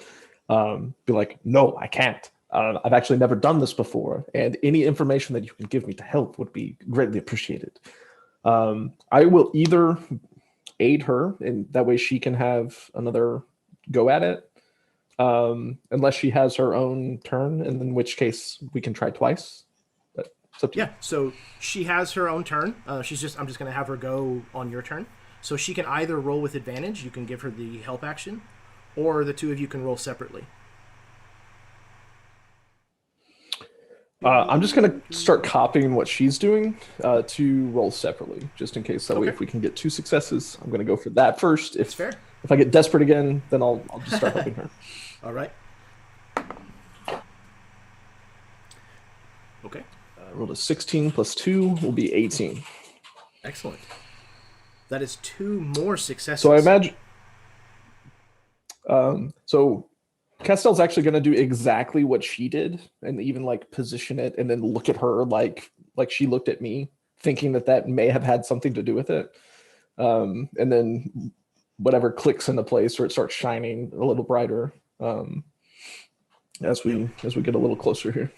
At one point, you're doing something, and she actually reaches over this snow white tiny hand and actually like repositions your hand, like so to kind of like minorly correct what you're doing. And is her hand cold at all, or hot, or? No, there's nothing unnatural in the way that it feels. It's just uncharacteristically pale. So as she adjusts, I see, just like this. Gotcha. Okay, so that is 4 successes. That was Castel. However, it is now the creature's turn.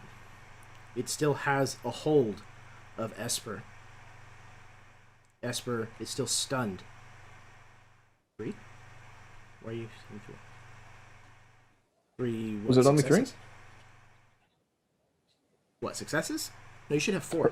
Yeah, hers. Oh, she just succeeded. I'm sorry, I missed that. Yeah, right before you guys took your turn, there were 2, and then the 2 of you both got a success. So that's now double. I just missed hers. I'm sorry. Yep, not a problem.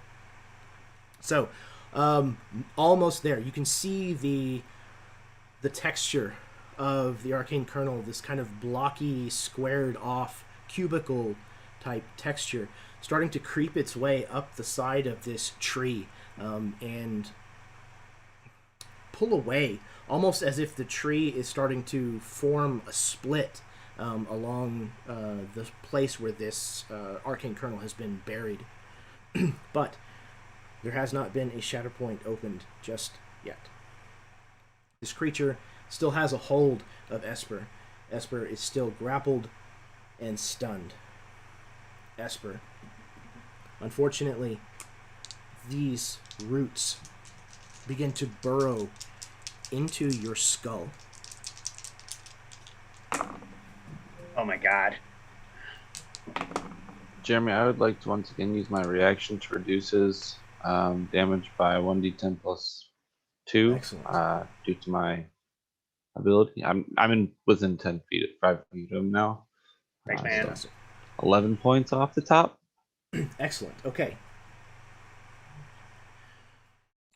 I think he's gonna need it. Full is 30 points of piercing. As these things Oh, the 11's not gonna matter. Sorry, dude. burrow into your skull and snake their way around your brain. Does this reduce you to 0? Oh yeah. Okay. We're level 3. That would reduce me to 0 from full hit points. All of you watch in horror as the roots of this creature burst forth from Esper's eyes, out of his mouth, out of his nose and ears. Oh no. Snake their way around his head and constrict tightly. As it does so, one of the skulls that was entwined in this creature, the roots around it loosen and it tumbles free, rolling away from this creature. You watch as Esper's body goes limp, attached to this creature by the head. Brutal. Kendall, it is your turn.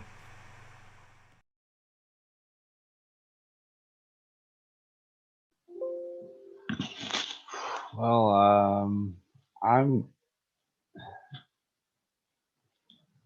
afraid. I'm going to use my bonus attack to make my special attack against him because he struck even though he's at disadvantage. Did he make an attack did he make a melee attack? Was that a melee attack? No. It's I mean, Or was it it's just an then I wouldn't ability get that that. he uses against a creature that is within his grasp. Then I don't think it would count. I think it says melee attack. Then I am going to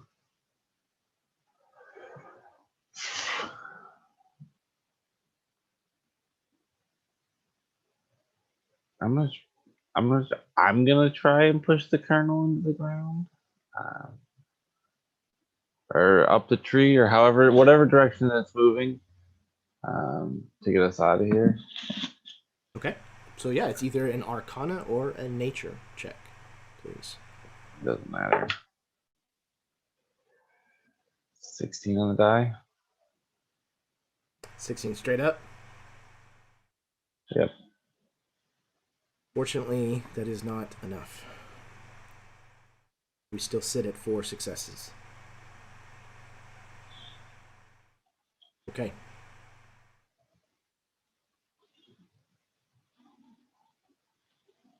Bess, it is your turn.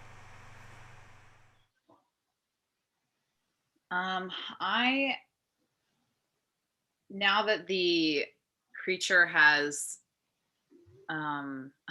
begun to absorb Esper, I'm worried that it's going to turn on the rest of us, and I will shoot it again. Oh, that is a fail.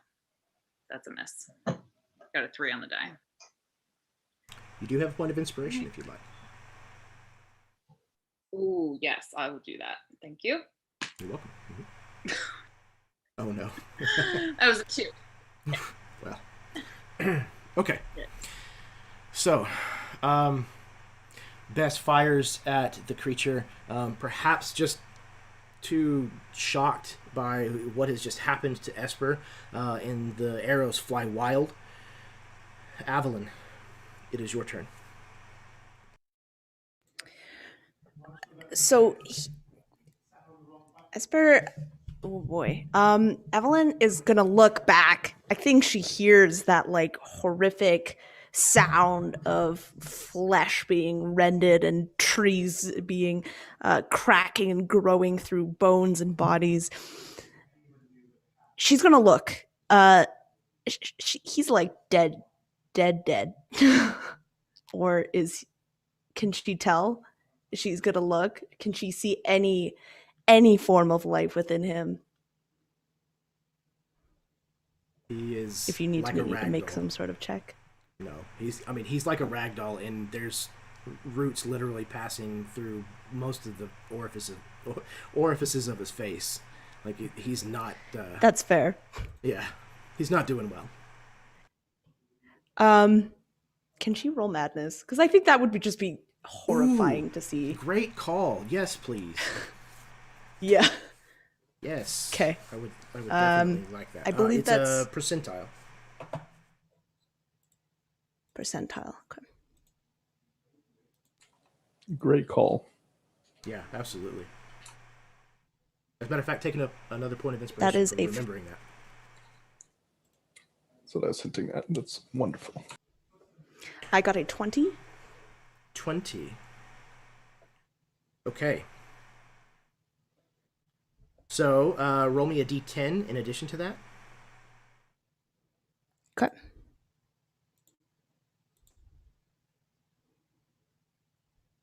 Two. For the next... For the next 20 hours, you are going to experience vivid hallucinations that cause disadvantage on ability checks.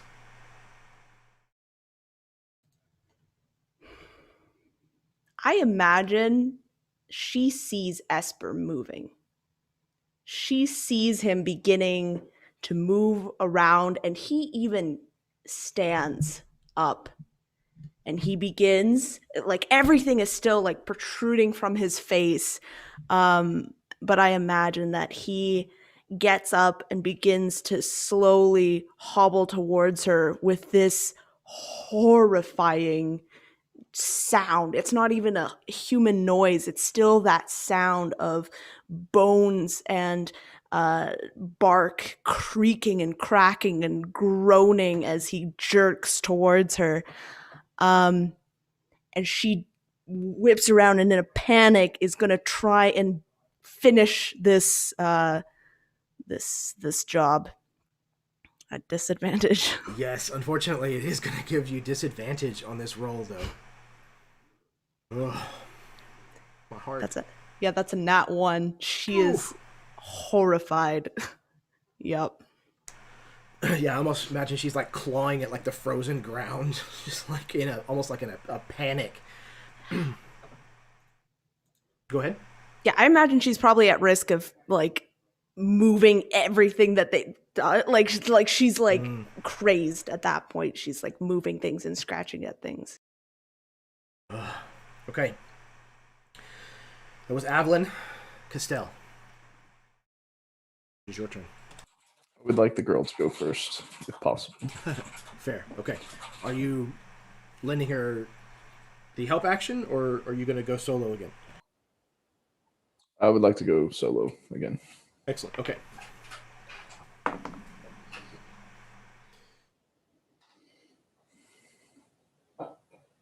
In that moment, the ground makes a shattering noise, as if glass had just broken, and a split shoots up the tree where it has been changing its texture. And before you see a strange like opening with a staircase that seems to lead up to the side of this tree. The inside of it kind of pulsing with a soft reddish firelight. Now that this is open, you know that all it's going to take is for you to move up these steps. Turning to see that the shatter point has now opened. A nod seems relieved and then notices the creature that has Esper.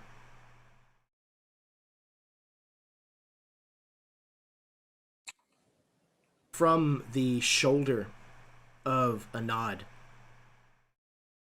those of you who are paying close enough attention see a single flower bud off of her shoulder and bloom. This brilliant purple-blue blossom that she then reaches up and picks from her shoulder and offers to whoever is the closest of you. When you are free, you must give this to him.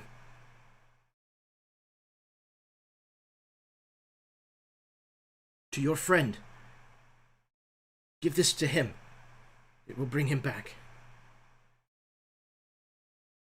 However,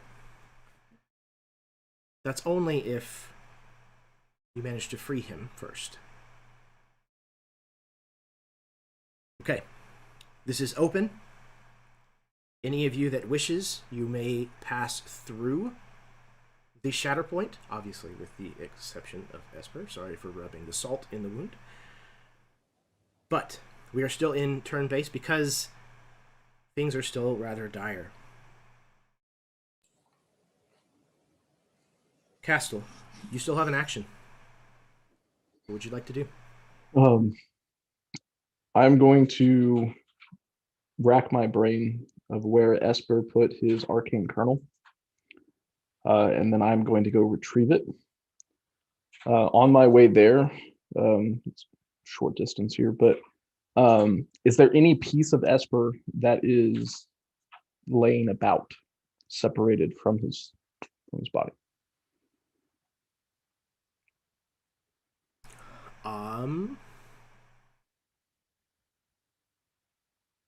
Okay. It's a little gruesome, Like but an eyeball or- yeah, I imagine probably an eyeball would be a realistic assumption. Then I'm going to grab his eyeball, and then I'm going to attempt to get his arcane kernel. And then Okay. I want to head back with the Doing disengage so- action. Ooh, okay, good. That's what I was going to ask about. Because, yeah, it would definitely have brought you within danger close of this creature, and it would absolutely wanted to reach out to you. Oh, you know what we didn't do on your last turn, Aveline? We didn't roll for fire damage. Because this thing is on fire. You can do that now. So yeah, if you I'll would pause. just go ahead Excellent. and roll... what is non-magical fire? Is it just a d6? I think it's a D6. Okay, so yeah, let's just roll a d6 and double it because of its vulnerability. Okay. Then that would be a total of 8. 48 total. Okay, it is not looking well. It is burned. Pieces of it have been broken and chipped off. However, it is still in the fray and still has a hold of Esper's head. Okay, so Castel, you moved up and grabbed those 2 items. Okay. You took a disengage action, so you got away without it being able to swing at you. Is the intention to hang tight for now, or are you trying to move into the shatter point? If I have the ability, I want to scoop up the girl and go through the shatter point. Okay. Yes, I would say so. Okay, so you grab the pale child, kind of scoop her up in your arms or over your shoulder or what have you, and you move through the shatter point into this tree, disappearing with, again, this kind of tinkling break of glass noise as the 2 of them disappear from view. That was Castel. It is this creature's turn. It rounds on you, Aveline, and is going to move towards you, attacking you twice with its roots and branches. Both with disadvantage. Ooh, good call. Okay, the first one misses, I'm sure. Billy's with a paying 9. off in spades. Yeah, no joke. That's awesome. The second of 15. Yeah, that'll hit. Okay, so the first blow doesn't come anywhere near you. However, the second does manage to land. You are going to take 14 points of bludgeoning damage. My reaction to stop 5 of it. Oh, thank goodness. I had 13 hit points left. So that would have... Whoa. Ooh. Okay, fantastic. And So you managed to block the worst of it from felling Aveline. However, Aveline, he does grapple you with this hit even still, as it bypassed some of the defenses that Kendall offered. And you need to make an intelligence saving throw.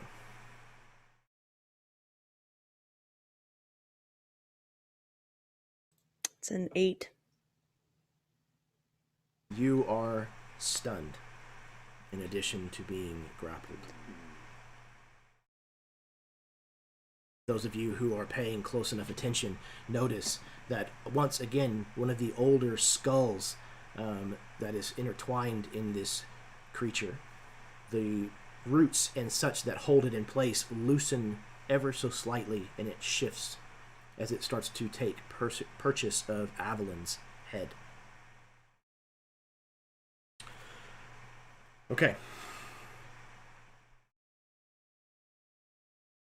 That was the bottom of the round. The barrier is starting to fail.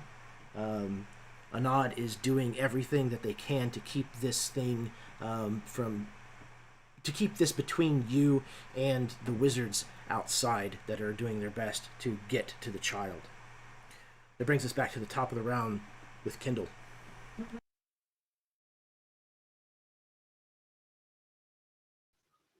Since Aveline was hit by an attack, I get a bonus action attack. That one will be a total of 17 to hit. That will hit. It is 16 piercing, so reduced to half to 18. Yeah, so it's half to 8. Or 18. 8, rather. Nice yeah. try. I'm gonna, yeah. I was hoping you would. Seeing this kind of battering not working, would it be possible for me to like spark a torch and hit him with that in one go, or would sparking the torch and then hitting him be a separate action? So there isn't a need, because you can describe to me how you kill this creature. I almost picture like a scenario where he has like Esper by the head, and like another arm is reaching to grab Aveline, and like the whole time he's just been disregarding me. And it like has opened him up right now, and his kernel or his eye or whatever this is inside him has presented itself to me. And like a lick of magical fire kind of flashes across it, and I just kind of haul back and pierce it, pushing all the way through.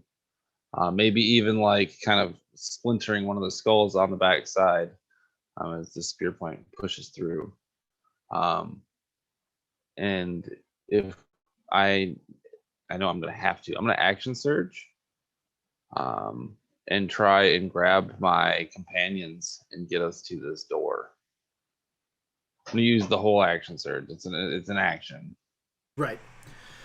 Okay, so as Kendall pierces through this creature, felling it, it starts to seize up, go rigid, and collapses into a pile of burnt and rotted wood, the skulls amongst it clattering apart and rolling free.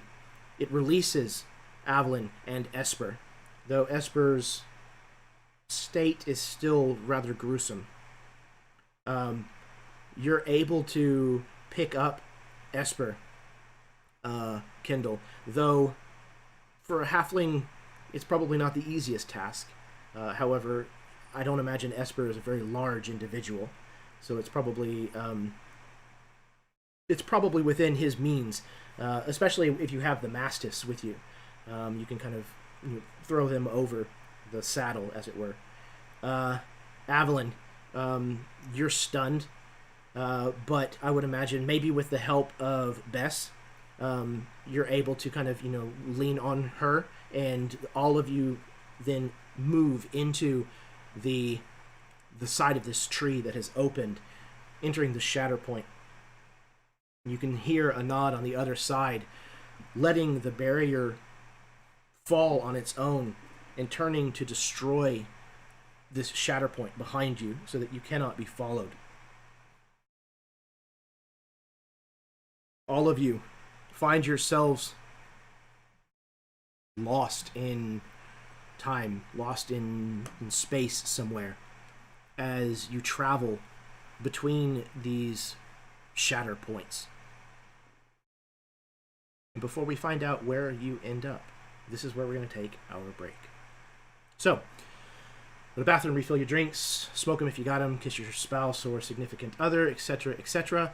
We're going to take 10 minutes, and then we will be right back with the second half of tonight's game.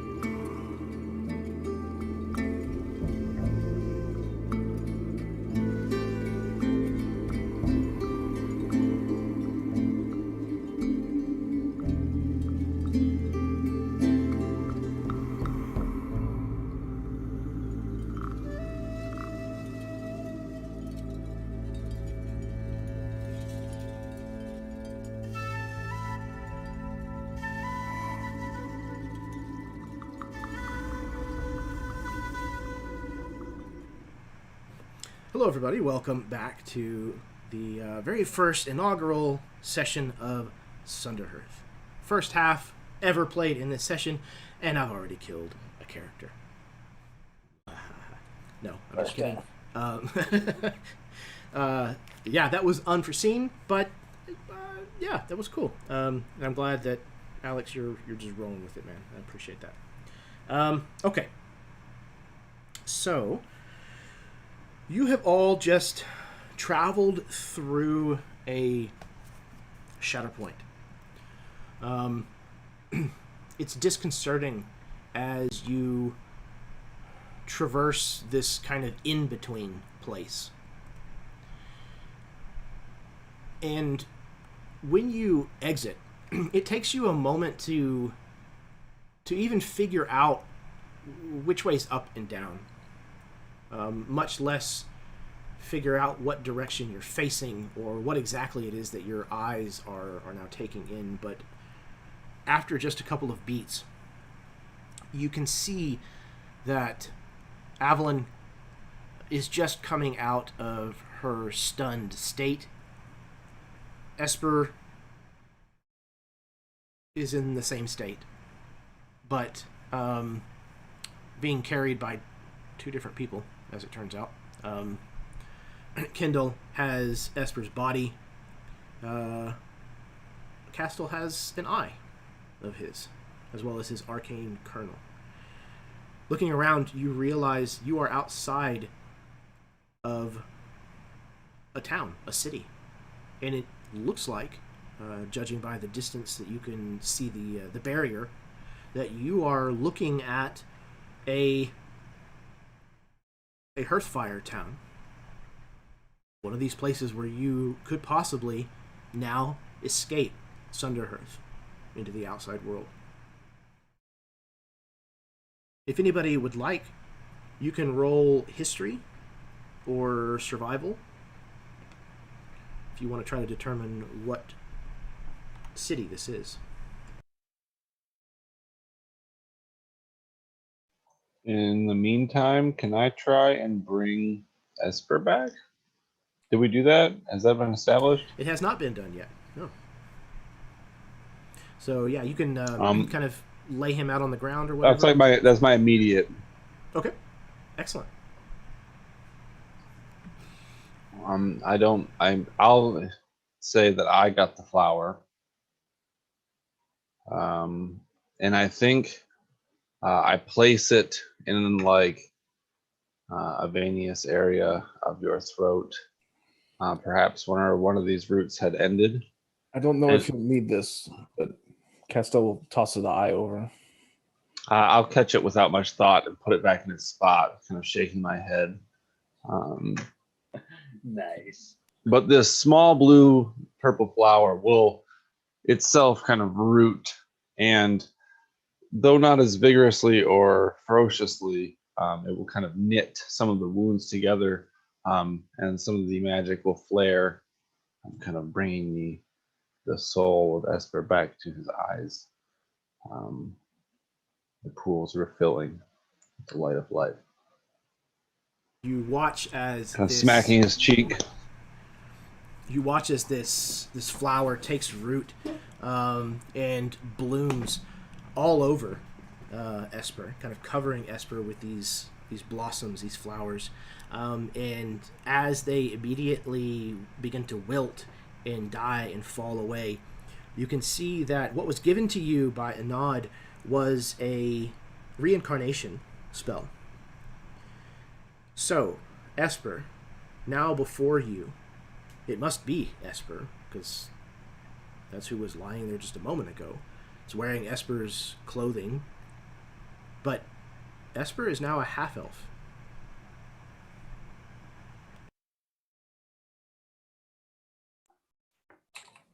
All right. His eyes kind of flutter open. He breathes in, kind of looks around and touches his face a little bit, looks up with you with wide eyes. Kendall, what happened?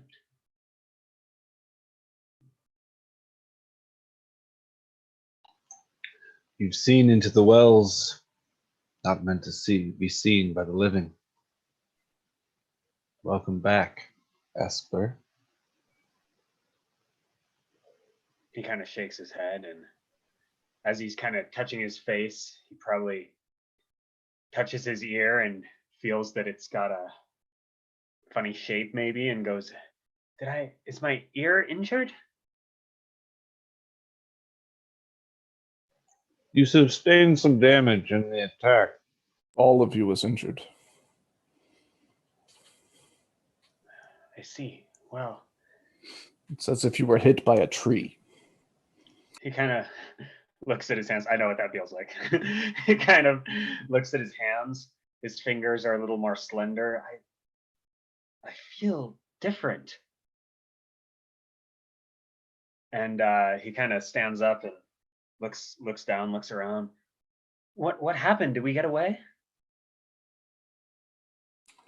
The girl was able to open the gate. She saved us. We owe her your life. As well as a nod. Esper kind of nods, takes a deep breath. All right, well, this place is certainly more dangerous than I originally anticipated. The stories are not exaggerated. I'm glad to be here.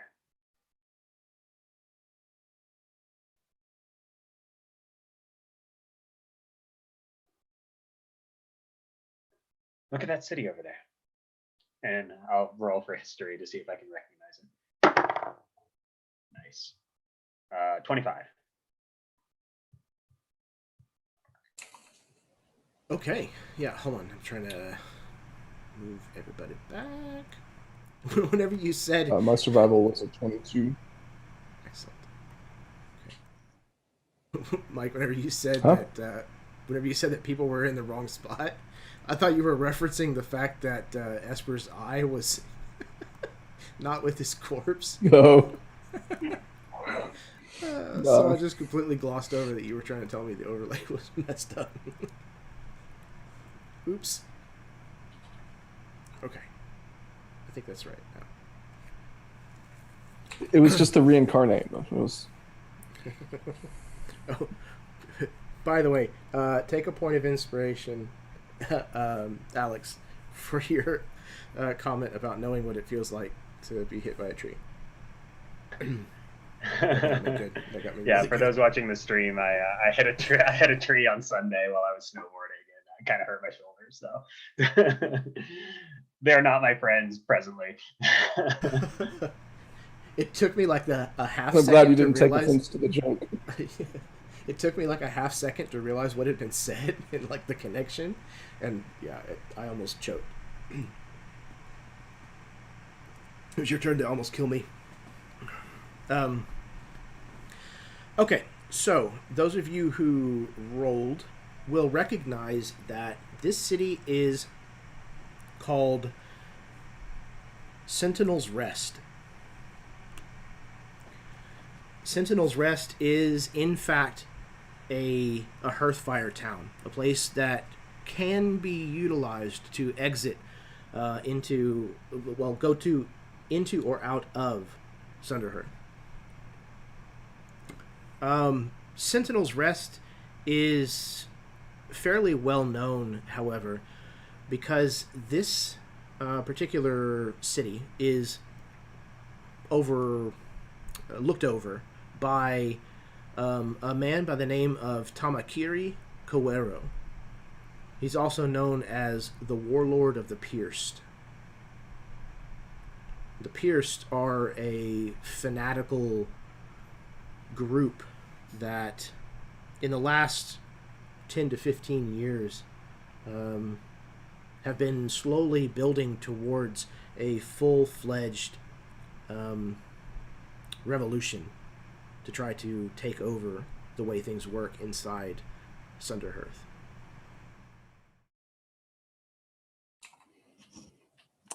I rolled a 22 on survival, and since it was survival based, I would think, if it's okay, that this group is actually, my tribe has been trying to oppose them and they've wiped out a majority of it. So I'm going to kind of hang low. Excellent.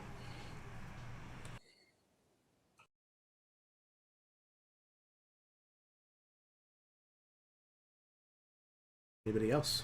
Anybody share this information with the rest of your party, or anybody else say or do anything? Yeah, I got a 25 on history. So looking over at the town, it seems the Shatterpoint has taken us to the doorstep of Tamakiri Owero, Overlord of the Pierced. A place we do not want to be. And this girl should not live here.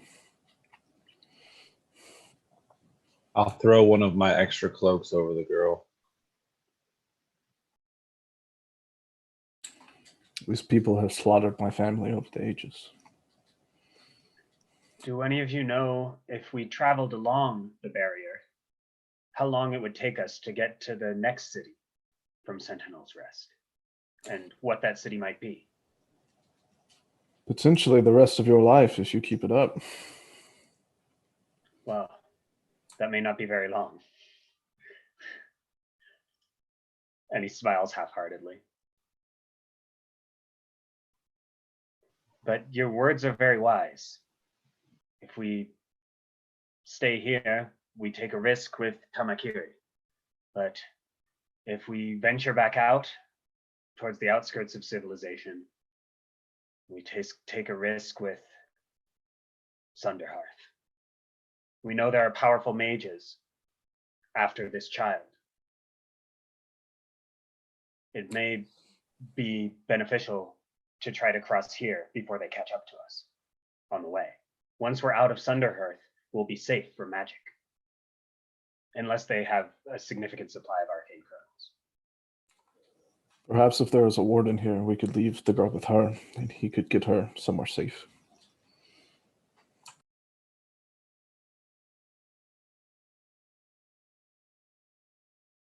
So quick to dispose of a charge in such an improper location. I will be back, but we do have a mission at hand. Aye, and it seems as if we've been scheduled for another. I know myself and the Quadroot clan should not go back on a deal.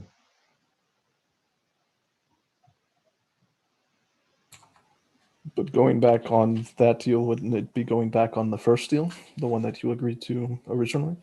Everything goes across the wall one time.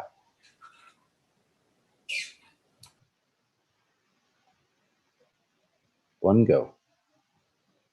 We have a dowser here. And she knows better than the rest of us that you can go more than once. It's about efficiency, Castel. I don't like being in the woods. Presenting ourselves to a warden with a dowser at our midst. He just kind of lets that hang. I'll do it alone then, if that's what's needed. Really saying maybe we don't need to confront the warden. I would prefer not to, if we can avoid it. I don't know whether we should take the child across the border as well. I have heard stories of this Sentinel's Rest, but... Well, I promised a nod she would not leave. True enough. She is up. Don't you fear that as long as she stays in Sunderhearth, the wizards will be after her?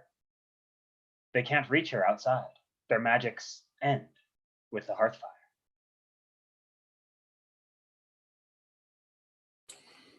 She is of this place, and this place has touched her in a special way, as it is very apparent. Potentially, she just needs to be somewhere a little more populated than a place like this, which again, a man of honor, the warden, has the ability to traverse to the main town, which he does regularly to reignite the flame. So, I mean, my vote stays. That's even if he's here right now. That's very correct. That is a large assumption. I think we need more information before we can make a plan of action. Let's approach the city and we can reevaluate once we know what's going on. Are kernels contraband?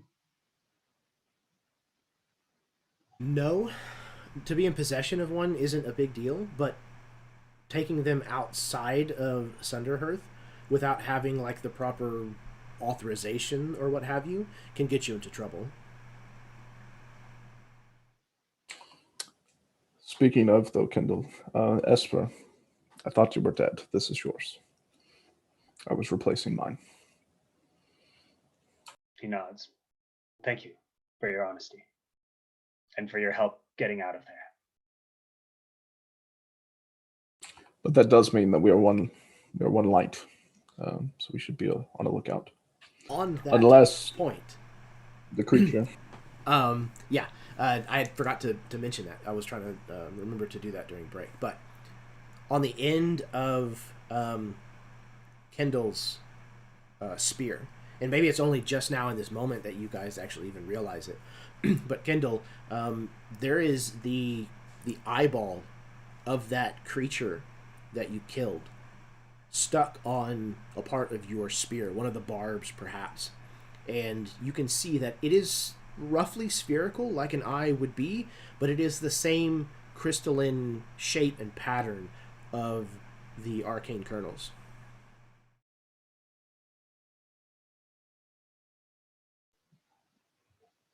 I think fortune favors us this day.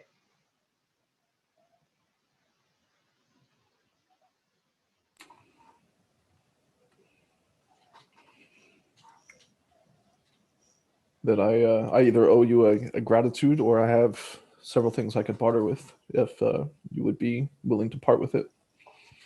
I'd be willing to give it to you if maybe we reconsider confronting the warden, perhaps finding an alternate means of slipping through.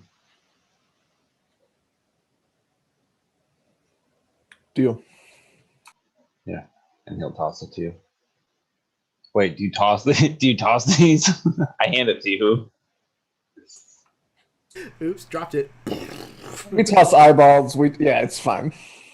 It explodes. It's just a crater smoking.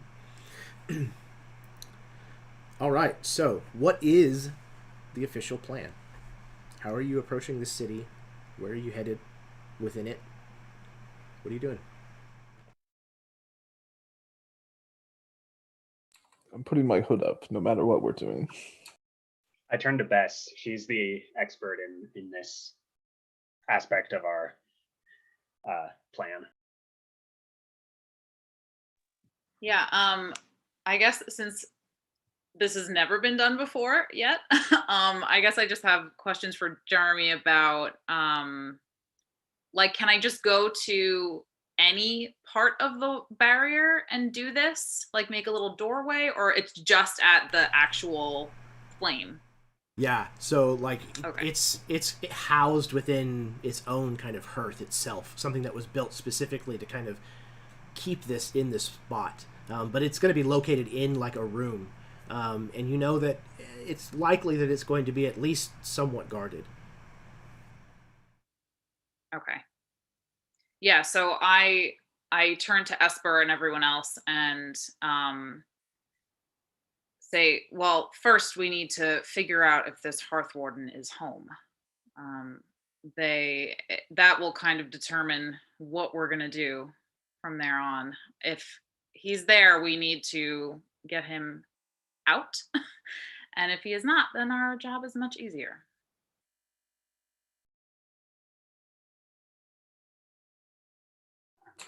He How is do you home. propose? We might be able to get him to leave to take the girl to the city as well. 2 birds, 1 rock. That's fair. How do you propose we approach the city, and where in the city do you propose we go first? Is there a wall around this city, Jeremy? Like, or It's can we more just of a- walk in? No, I mean, you could walk in. There's an open gatehouse or what have you. But yeah, I mean, the wall that's present is basically a wooden palisade So it's the kind of thing where it's all just sharpened trees essentially that are just kind of laid out in this kind of snaking pattern. So there's Gotcha. 2 gates. So I guess our first choice is: do we want to sneak in, or do Hmm. we want to present ourselves at the gates and talk to the guards and get in that way? Option 1 for me. Bess is also partial to option 1. I like option 1 too.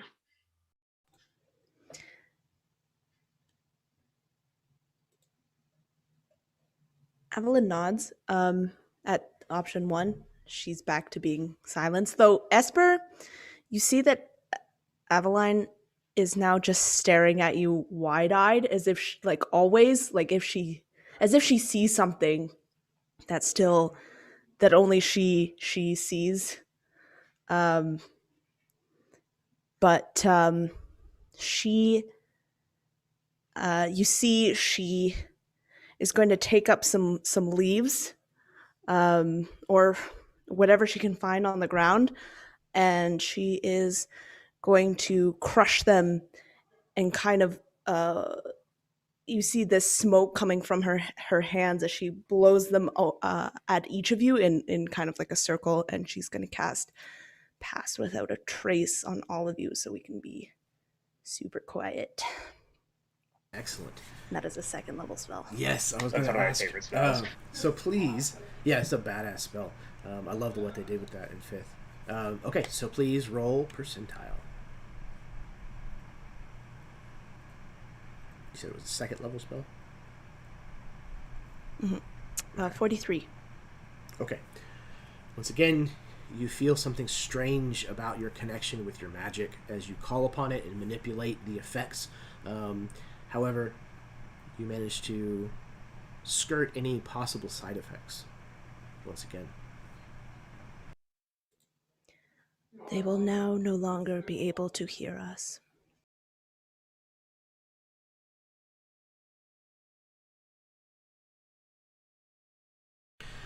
All right, so it sounds like then the group is overwhelmingly in favor of sneaking in. Is it possible that I might know a back way in because my tribe may have retaliated once against them? What did you get on your the check that you used? The survival was a 22. 22, yes. Then absolutely. You can tell me what that secondary way into the city is that you know about. I mean, cliche. Let's go. People won't like it, but the sewers. So there's a drainage swath that I'm very familiar with that can get us into an abandoned building that had something to do with maybe it's it's off limits because of some religious reason, so nobody goes in there or something like that. Ooh. So maybe it's like the warden's like secondary guest house or like prayer room. Maybe it's a place where the sacrifices for their prayers are actually done. So that way, Perfect. This is essentially like a drain into this Perfect sewage for all pipe. all the blood and all the exactly. Yeah. That's wonderful. Sorry. You and I's idea of wonderful is very, very different. I don't know if I would prefer that more or less to raw sewage. I'm not sure. Depends on how long it's been since the sacrifice, I'd imagine. Yeah. I guess so. All right. So, all of you, is there any particular thing that your character says or does as you discover that this is the other way in?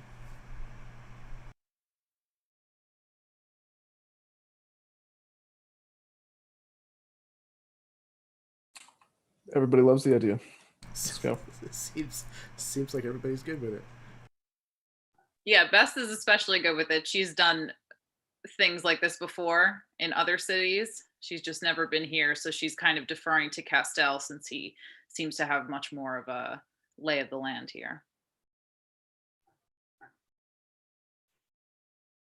Esper kind of sighs a little bit, and he's going to use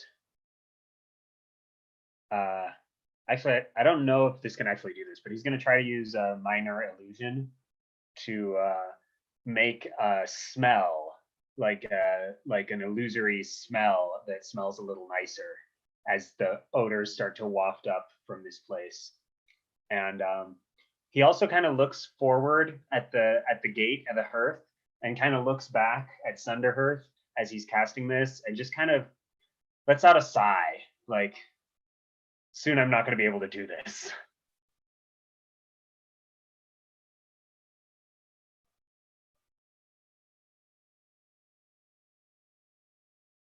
Excellent. Okay.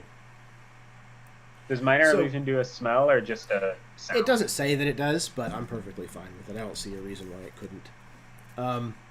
So you managed to summon this more pleasant odor as the group of you kind of delve down into this long drainage pipe, eventually finding yourself beneath the floor of this temple, this place where this sacrificial altar exists and drains down into this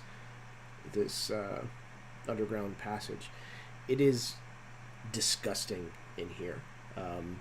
There's congealed, coagulated stuff everywhere on the walls of this pipe, and probably even some hanging down from the grate that forms the top of this drain. After you kind of sit still for a few moments, you can hear that it's very quiet in the temple above. So if anybody's there, they're not moving or making any noise.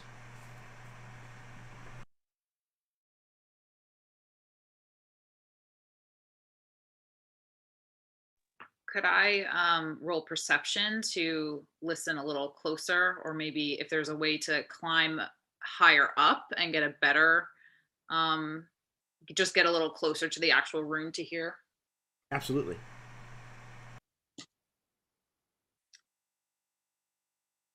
$22.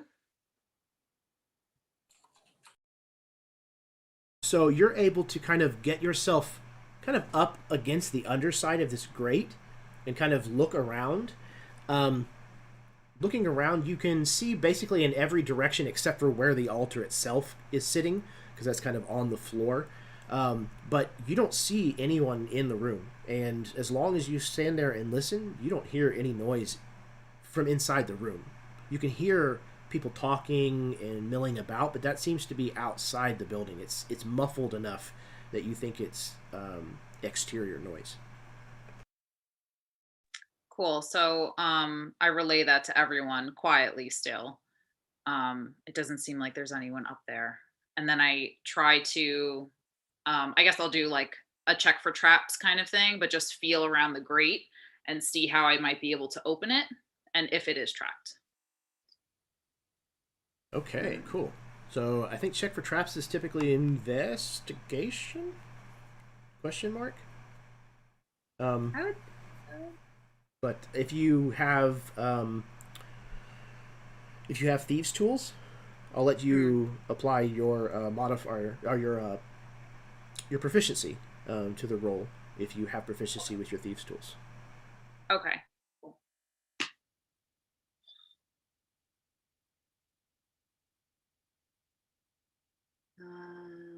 That would be 11. Not a Okay. good roll.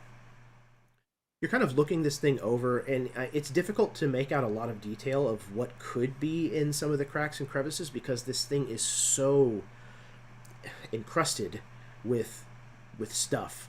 But just from the look of this, this is not a fancy device. It's fairly crude, so you don't think it's trapped, but it's hard to tell. Fair enough.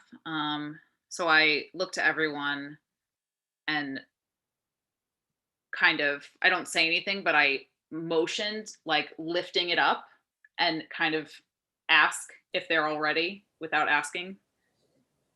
I mean, it wasn't trapped the last time I was there. Great.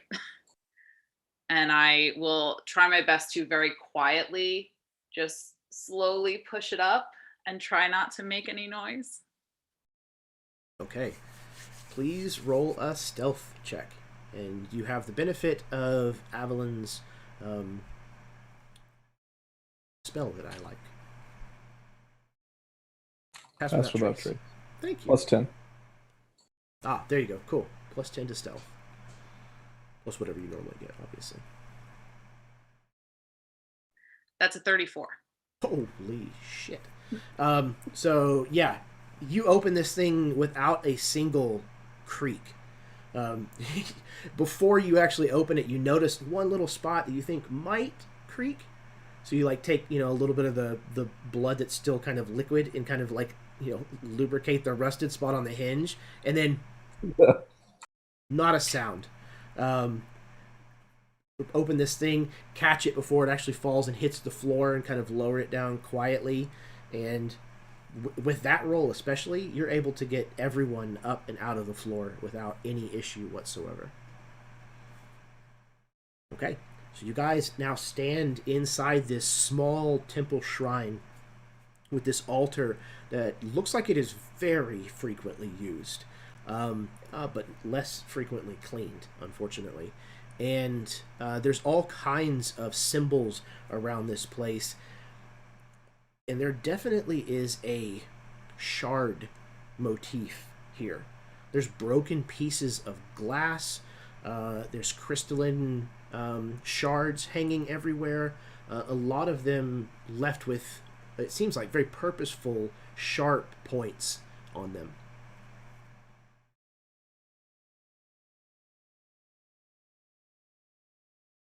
Is there just a single exit to this room? And any windows? There's two. There's a door that looks like it is the exterior door that would lead out onto what you guess is probably the street. And then there's a smaller door at the back that looks like maybe it leads to a different partition, like maybe where somebody might sleep or stay, or a storage room of some kind, something to that effect. And based on our approach to the city and where I might think that this room is after coming up, which direction is the hearth? So you guys got into this drainage ditch or pipe or what have you, and have traveled basically straight towards the wall, getting closer to the center of the city. So putting the direction that you came square to your back, you know that the wall is that direction in front of you. Okay, and then I'm sorry, was there a door just in front of me?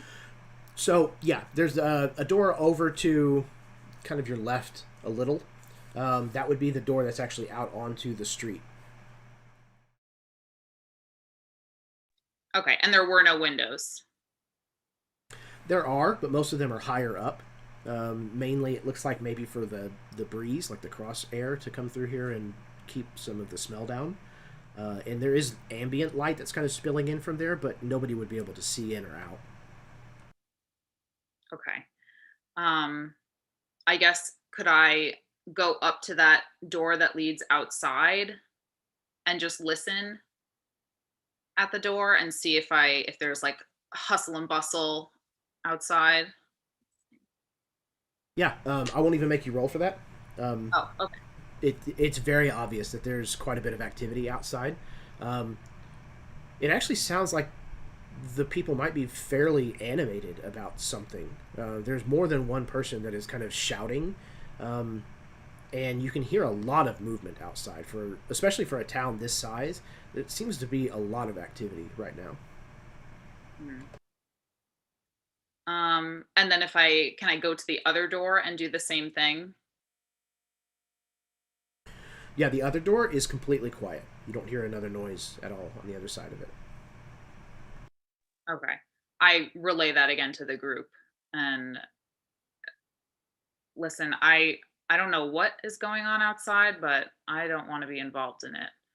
I don't hear anything over here. I don't know where it leads, but that might be our better shot. Yes, perhaps there's an exit into a back alley somewhere. One can only hope.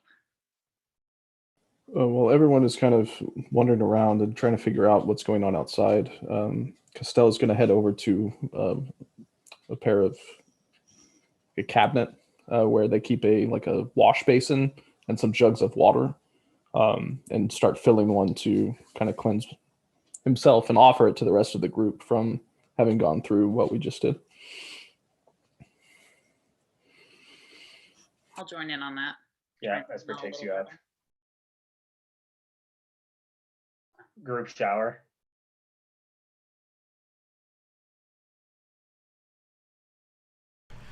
Okay, so yeah, you kind of wash the worst of it off, and then you move to this secondary door.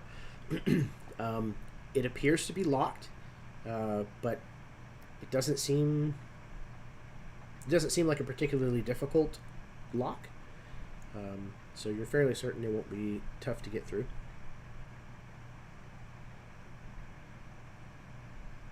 All right, so I would like to check it for traps, just in case. Okay. Mm-hmm. So investigation again.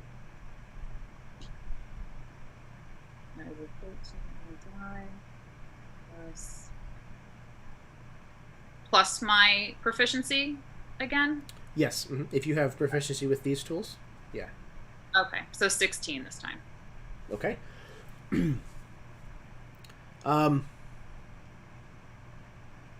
Okay, so you are investigating this door, kind of looking it over, and you're about to give it the all clear, that you didn't find anything. And at the last moment, you spot not what you think is a trap, but there has been a hair that has been kind of purposefully, it looks like, hung up on a splinter on one side of the door frame and strung across the opening to another little notch that's been made in the door.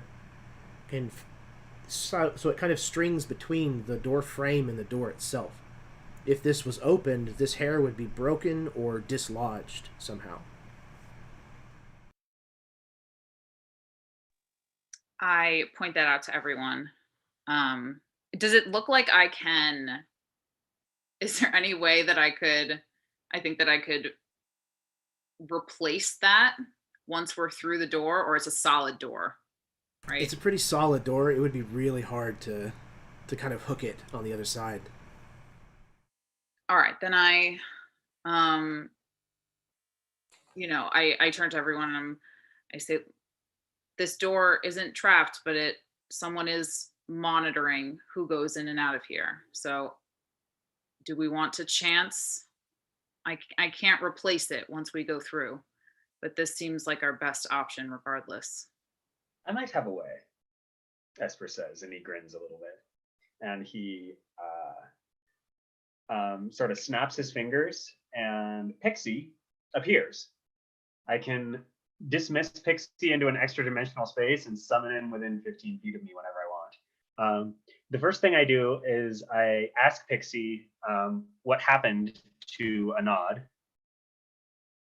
because Pixie was kind of hanging out there and surveying. Mm-hmm. Yeah, you get an overwhelming feeling of sadness, and bummer. Anod seems to have perished in this attack. All right, my shoulders slump, and I reach up and I have a little flower sticking up from behind my ear, the one that Anod gave for the ritual, and I just kind of thumb it a little bit, and I basically tell my familiar that once we're through, I would like him to use his little beak or his talons to replace the hair, and then I'll unsummon him and resummon him once we're on the other side. Okay. All right. Let's grab some stats for this owl, and see what they can do with dexterity. All right. I would be okay with acrobatics if it happens to have them. That seems unlikely. We're looking at +1 for dexterity. Ooh, it's got perception and stealth, but I will, before it attempts this maneuver, give it a little pet behind the ears and say, "May the Shattered One guide you, my little friend," and I'll give him guidance on this roll. Excellent.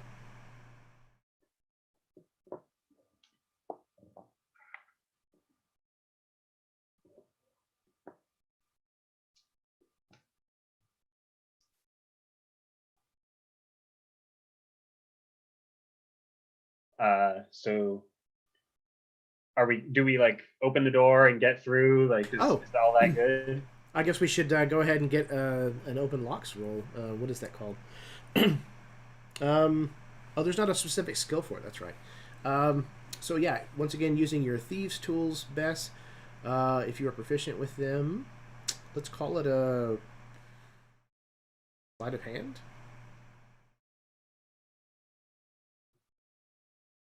May the Shattered One guide you.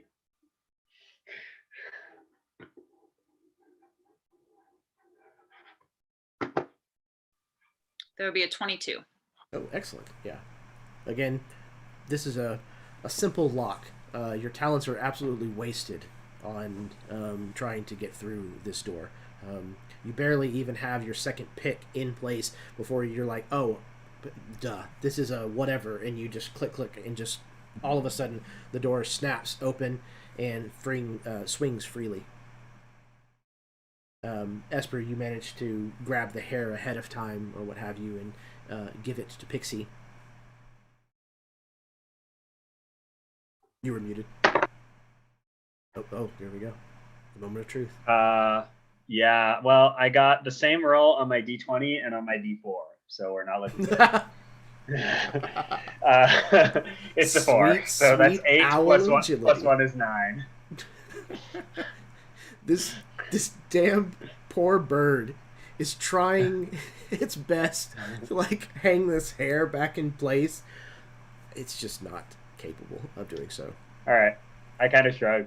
Don't worry about it, Pixie, and I spam them into the room with us. You now found yourselves in a storeroom of sorts. It has a few boxes and crates, things like that, and what looks like a wooden staircase that leads down into from what you can see from here, it looks like a cellar.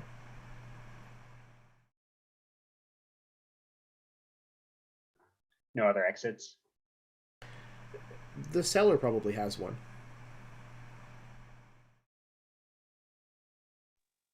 All right, we try the cellar then. Is there anything in this room that looks useful to us? Not going to steal food or anything, but it seems to mainly be food supplies. But I'll steal food. I'm trying to think of something that could be really interesting to find in here. Yeah, there's certainly all kinds of food that you could help yourself to, Castel. Okay. You find a small crate that's kind of been stuffed with hay that looks like to kind of protect something that's inside of it, and that's probably what gets your attention, is somebody went through the trouble to pack that to keep whatever was inside of that crate safe. Going over, you find a crate that has a couple of bottles of wine sitting on top of it, and just on instinct or what have you, you kind of move them aside and you realize that there's a second layer underneath those bottles of wine, and beneath those 3 bottles of wine there are 4 alchemist fires that are hidden underneath them. I would swipe one of those.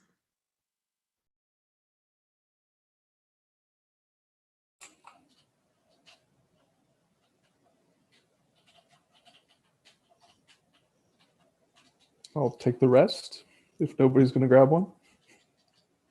I was like, just one?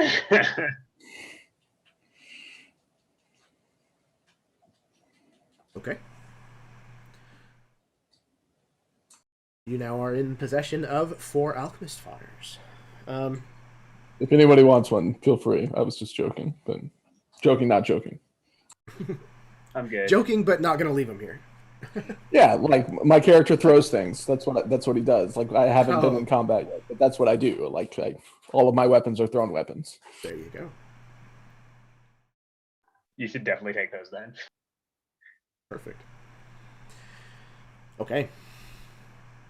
You head down into the cellar and find more of the same. More food, dried goods, a few things of alcohol. No other alchemist fires, sadly. But you do see another staircase that seems to lead up to the kind of cellar doors that sit at the surface level. So you'll be able to basically go up the stairs and be out into what is likely the backside of this building. Yeah, so I would go right up to that staircase and trying not to, make any noise, not creaking the boards or anything. Go up to it and listen as well. You hear the same kind of muffled excitement, buzz that seems to be going on in the streets, but just by the sound alone, you can tell that it's a further distance away. Like you're more hearing the echo of this than you are the direct source of the noise. Beautiful. So I turn to Esper and smirk a little and say, I think we might have found your back alley. And I would like to check this door for traps, the little like storm doors, I'm assuming. Check for traps, check if it's locked. All right, excellent. So investigation roll again.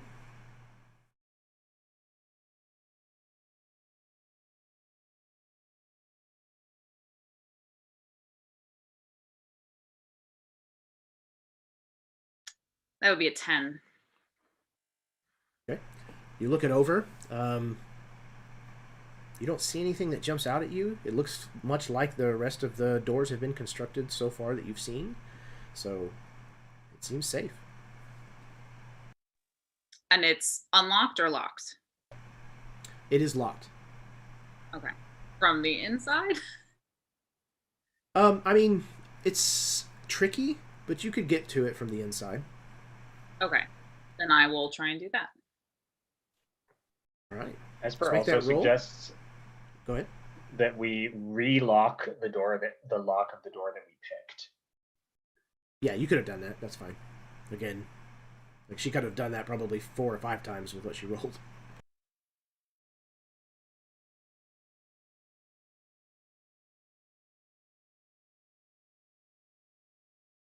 So it's a sleight of hand, right? For the Yes. picking? Mm-hmm. Yes, ma'am.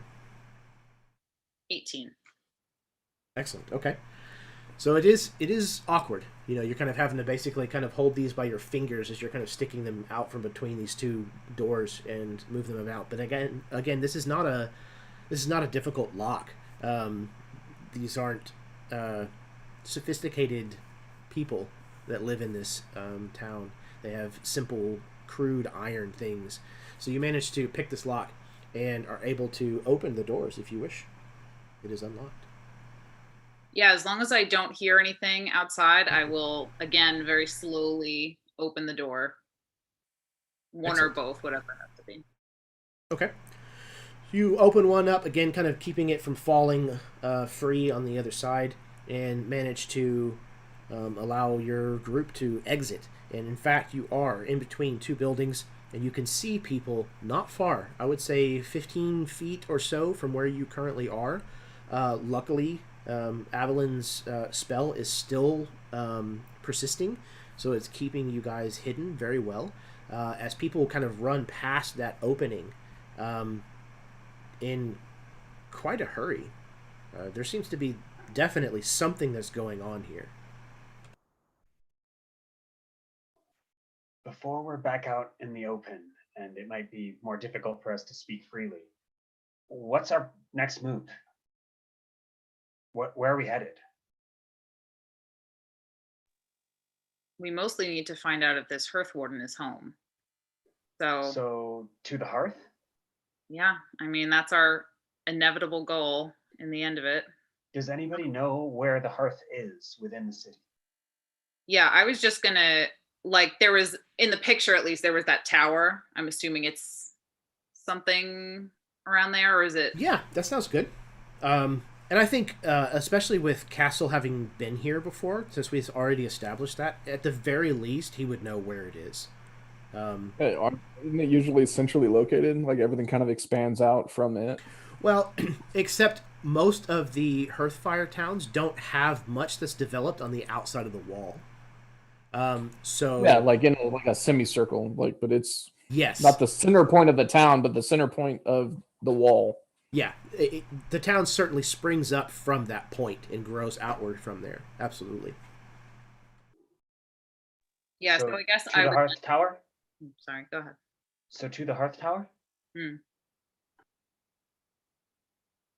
Yeah, I guess I would like try and look up and look for the barrier and just try and orientate where we are in relation to that. And hopefully that will be directing us away from the crowd. Yeah, and I think from like where you guys are, when you're like this close to the barrier, it's almost like the scale of it really hits home. Like you're basically having to crane your neck backwards to look almost straight up to see this wall kind of rising up off to the right hand side of you. Rachel, what color is the wall when you're this close? I would say it looks kind of like a very sort of pastel, pinkish purpley. That's what I imagine. But Like it's the background of the overlay. Yeah, sort of. Yeah, that would be it at night. Yeah, so kind of like, but it's very, you can see through the wall, right? That's what we had established earlier. In my mind, you can, yeah. Yeah. So yeah, there, it's just sort of this shimmery, light sort of pastel fuchsia color, like translucent sort of shimmering wall. Nice. I like that. And I think like as you get close to the hearth fires, it gets kind of condensed. So it might be a little more opaque here than it is in other places, but you can definitely still see through it. And yeah, it's this beautiful kind of pinky purple kind of tendrils that are kind of streaking outwards away from where the hearth itself is located. Okay, so you're going to take as many alleyways and back streets and things of that nature to avoid the crowd as much as you can. As you guys make your way through the city, it's not going to be very difficult to avoid detection because of whatever else is going on in town. So, instead of asking you for another stealth roll, I'm going to ask all of you for a perception roll.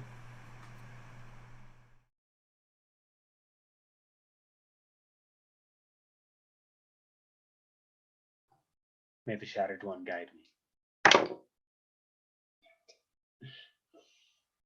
25, 15, 11. 11. Okay. So, Aveline and Bess, it is the two of you that managed to pick up the murmurings and the shoutings of the townsfolk as you're kind of ducking around and avoiding where they're at and things. And you managed to overhear that apparently there is a hearth warden who has shown up here in town. And apparently the plan is that the warlord of the Pierced is going to hold a public execution. They intend to hang this hearth warden.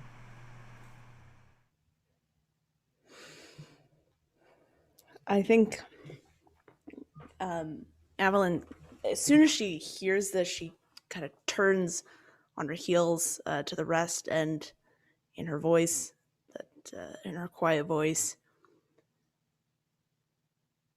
they're going to kill the Hearth Warden.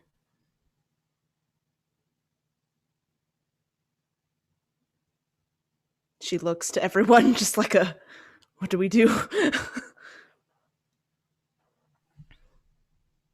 Good riddance, I say. Did you hear what? Did you hear why? Did Aveline hear what? No, I wouldn't say so. Those of you who rolled really well on your knowledge of what this city was before, you know that the Pierced, again, are this group that is intent on rising to the position of ultimate power within Sunderhearth. And they have been talking and working towards having a violent revolution for a long time. And you know that murdering a Hearth Warden would certainly be kind of like the gauntlet being thrown down.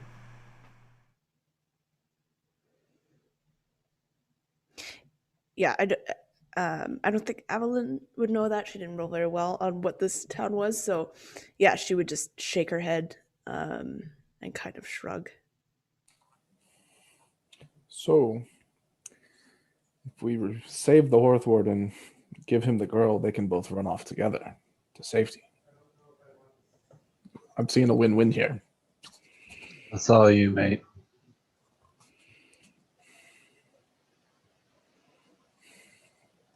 Well, it's not just him. It's either all of us or none of us. We all have kernels, and we have a job to complete.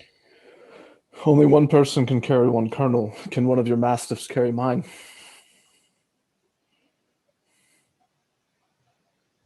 Suppose it's worth a shot.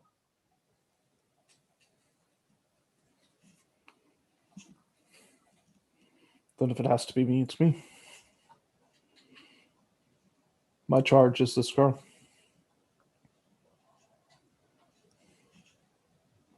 Think you're going to stop this entire town by yourself with a girl in tow?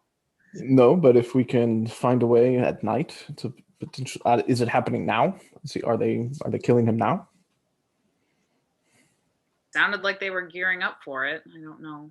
We'd have to get a little closer, I think, to know. These people like to shake their swords for quite a while.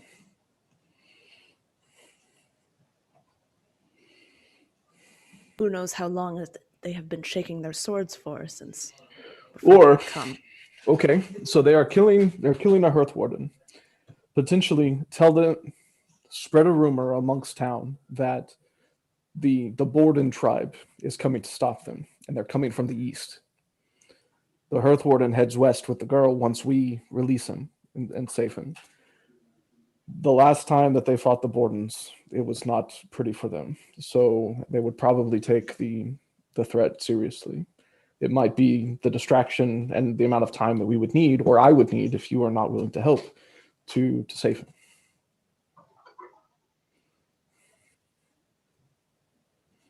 Jeremy, how big is this town? Like, how many people live here, roughly? I would say there's probably in the neighborhood of 1,000. So it's not a massive town, but there's a number of people here, and a fair percentage of those are a part of the Pierced, the cult that follows this warlord that runs the town. So there are people in the town that have not been pierced. It's not like the entire town has gone through this. Yeah, there's definitely people that live here that haven't gone through the ritual. But your guess is that if they're not in irons, that they're probably at least sympathizers. I turn to Castel. I don't know with a town this small if they will take the word of a stranger. I'm sure they all know each other fairly well. There aren't too many of them. And maybe they can overhear it amongst two people. You don't have to tell them directly. Just let them think. Let the rumor spread by itself. I mean, it's a noble cause, but the rumors I've heard of this place are not pretty. And it is my purview to stay out of sight and get this done quickly. But if you insist, then I won't leave the girl to be slaughtered with you alone in this town. We could create more of an immediate distraction.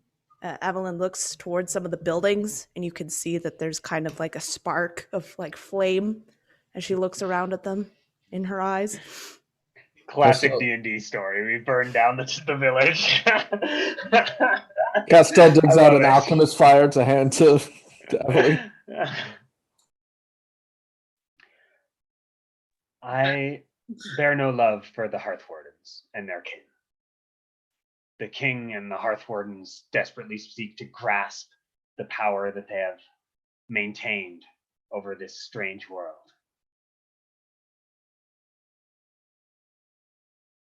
But change is inevitable, and the Shattered One will return.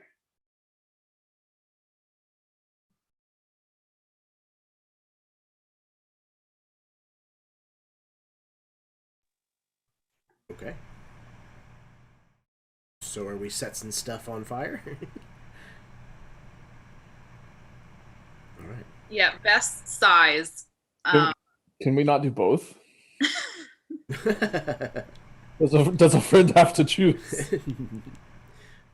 We shall see. What did you have, Rachel? Bess sighs and kind of looks over to the passageway where you can see people running back and forth, and says, I have no love for the Hearthwardens either, as you might imagine. But as long as we don't trap people in burning homes, I'm not opposed to a little arson. They're all pierced. It doesn't matter. They're all over there. Aveline will point to the sound of the voices. Every character in our group has different allegiances. Wait, I don't like these guys. Well, I don't like those guys. Well, I just want to burn everything.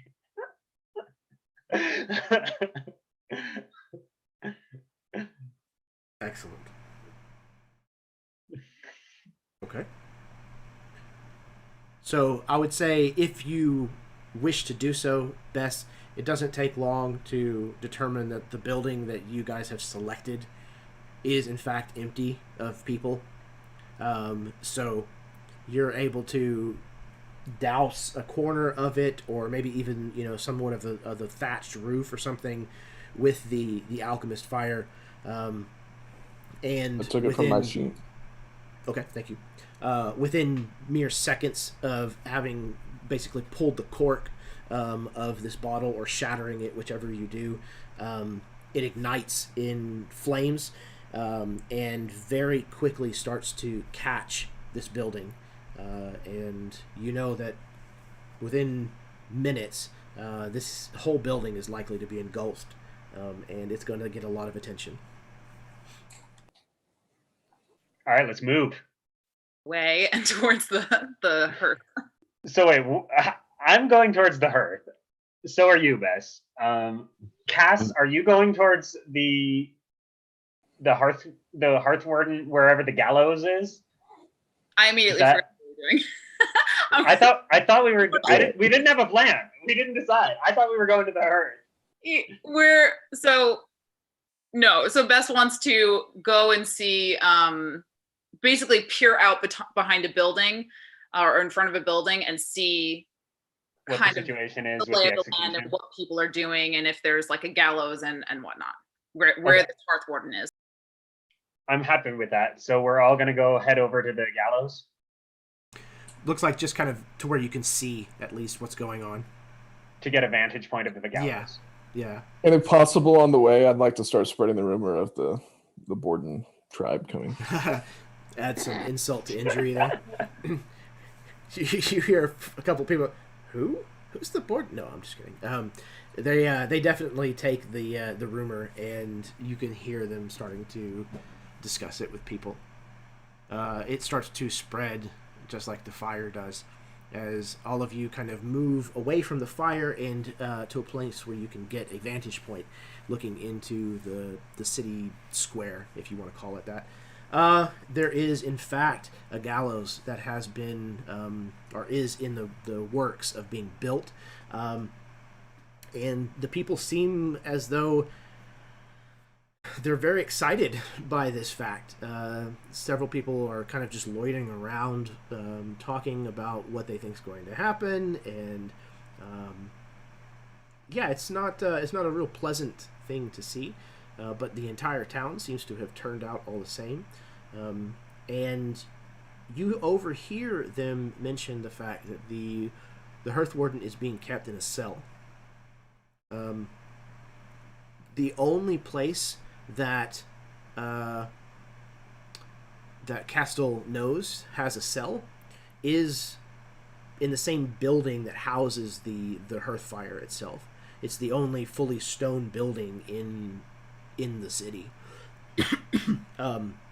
The rest of the buildings are very haphazardly put together, or they're kind of wooden, or I just completely lost the term. Where it's made with dirt and clay and adobe. Cob. Yeah, thank you.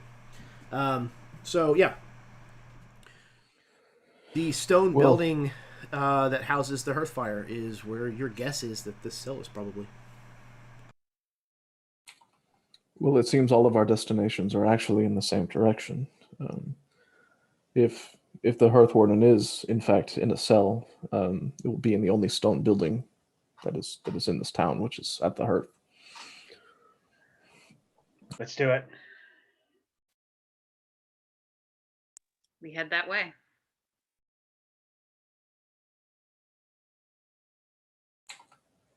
Okay. And if possible, I'd like to keep the girl underneath my cloak. So. Okay. Yeah, you're human. She's pale. If these people, yeah, I'm human. Yeah, it shouldn't be a problem. Okay. You just kind of, make it known that it's a good idea for her to kind of stay hidden. She basically just kind of like holds onto the back of your belt or whatever and stays behind you. Walks in your shadow. These people are definitely preoccupied, both with the impending hanging, as well as the now fire that is starting to spread through their town. Okay, so you are making your way to this building, and you manage to. Oh no. Did I not put that in there? Hold, please.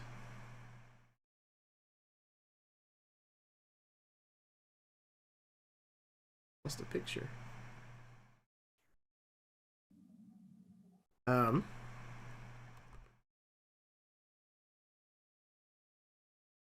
managed to make your way to the stone building, and you can see that this place is not currently heavily guarded at all. You can see that there are two individuals who seem to be standing outside. They definitely appear to be members of the Pierced.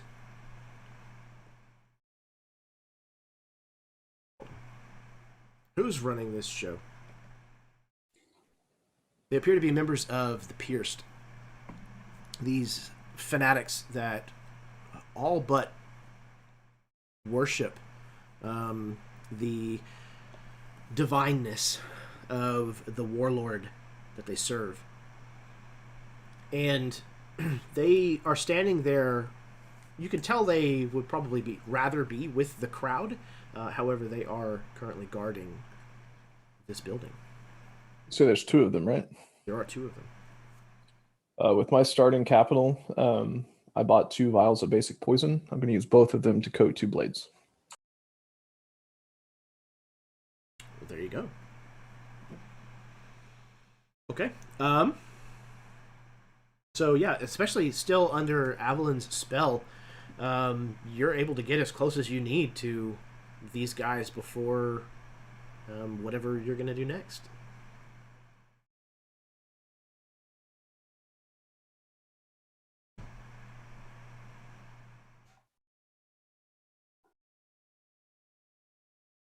Show us what you got, Bess. Yeah, Bess, I got a minute. You got plenty of time. Bess, so it's just these 2 guards and everyone else is gone, correct? Yeah. Could I have coated Bess's blade with one of my vials? Or both. She's I willing. don't know. You want them both? You can have them both. She smiles at your offer and then kind of cocks her head and, do we have to kill them? Does no one have some sort of wizard? Do you have, Esper, do you have illusion magic? Anything? They're pierced. Their lives are worthless anyway. All right, well, not everyone has your sordid history with them. I choose to preserve life. I We have don't really have window anything here. that could put them to sleep or anything like that today. Right. Option. To make one of them laugh. Best thing I can send one of them a message. I can make a minor illusion of some kind of sound to try to distract them while we sneak in. That's all I got. I have poison. I could shoot them with magic missiles. All right. There's nothing better. I understand we have to get through. All right, go ahead. And I offer you my 2 daggers. Perfect. So if they fail their save, they'll have disadvantage on attacks and ability checks. Alrighty. Okay, then I get as close as I can stealthily get.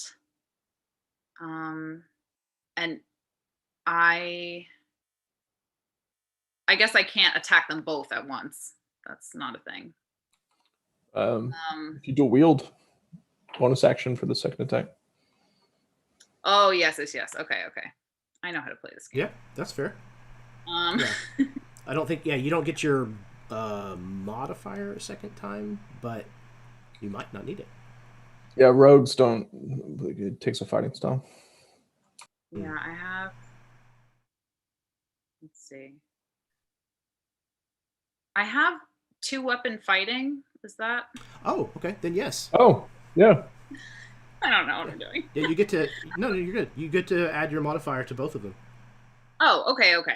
So I will do that. So, I crouch down from behind a corner, as close as I can get to them, and pull back my poison dagger and let loose. That is a natural 20.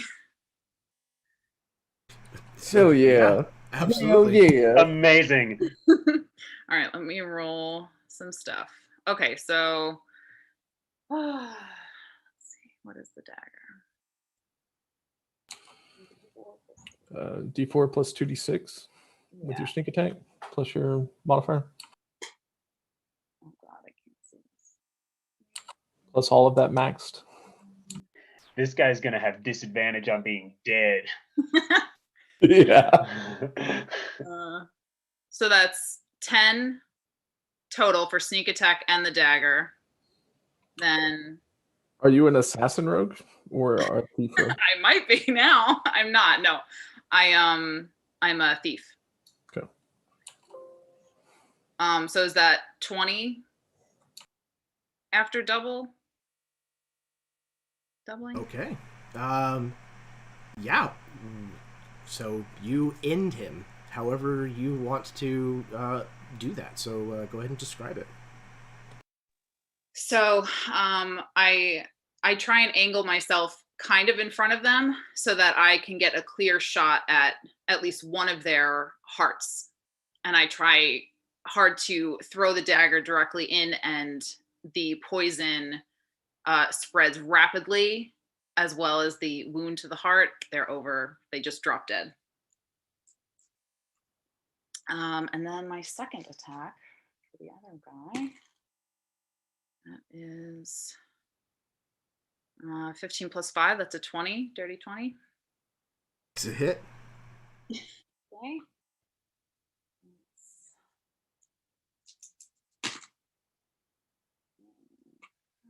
Ooh, got 2 6s.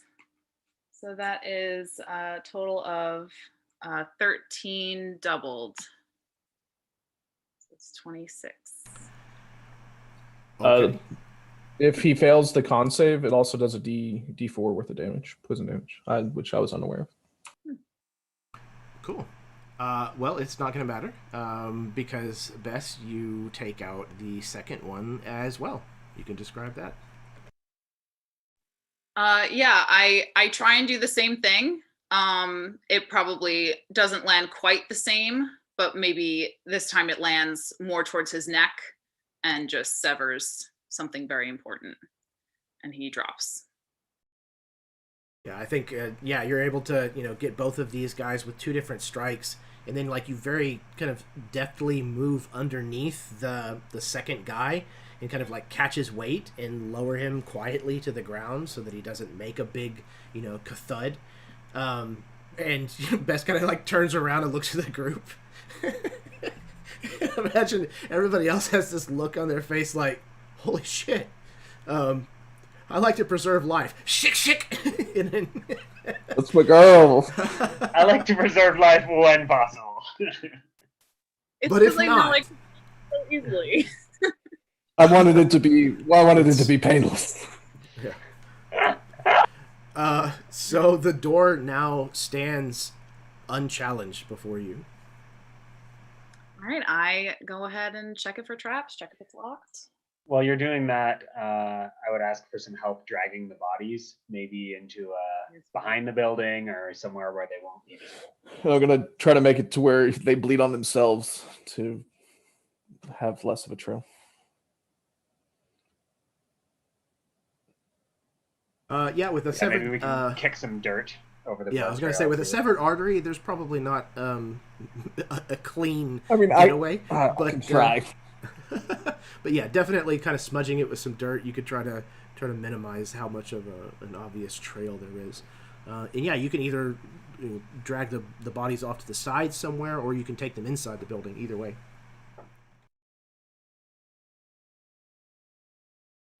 What do you guys think? Probably should take them in. If there's nobody inside, less blood trail. I mean, regardless, in I think it's the way to go, even if there's people inside. Sounds good. Out of sight. Yeah, very convenient. I rolled a 19 for check for traps investigation. Okay. Surprisingly, perhaps, this door does not appear to be locked or trapped. Well, then we head on in. Okay. So you move into the interior of this building. It's not overly large. I would say it's maybe 30 feet on a side, single story. And you can see that the room, the main room, whenever you walk in, at the far side, there is a hearth. It's a almost pedestal that kind of dominates most of the space in the center of the floor. And above the top of the pedestal, there are 2 rings that are probably about the size of a person's skull, interlinked with one another. And they seem to be slowly kind of rotating around, levitating, without anything touching them. And they are engulfed in fire, and both of them glow red hot with the heat of a forge from the look of it. And beneath, in the belly of this pedestal, there is a roaring flame that at its edges has hints of the same magenta mauve color that we saw the wall outside. This is absolutely, without a doubt, a hearth fire. Even if you've never seen one, your character would have no question in their mind. There's a few other doors that lead off of this main room, one of which seems to have bars in the top portion of it in a small square.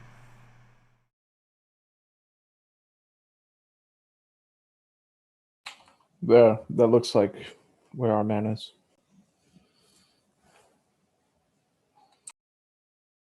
And Castel with the girl will start hitting that way after we deal with the bodies. All right, Bess, is there anything I can do to help you? Well, let me check if this. Oh, you know what? Do they have any keys on them? I'm assuming this cell Yeah. door is locked. Yeah, I would say Good so. call. I would say so. Then I filch one of the keys and open what I think is the cell. I meant with dousing the hearth. Before we open the cell, I would like to speak with the warden, get his word that he's going to keep the child safe and take her to town.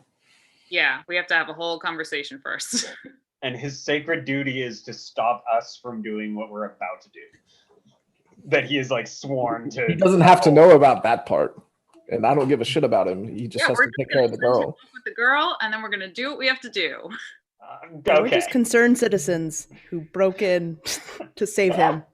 Exactly. Oh, we have 2 dead bodies in front of him. Those are people who are trying to hang this guy. He doesn't give a shit. Okay. They probably locked him in here. Yeah, they're piercers.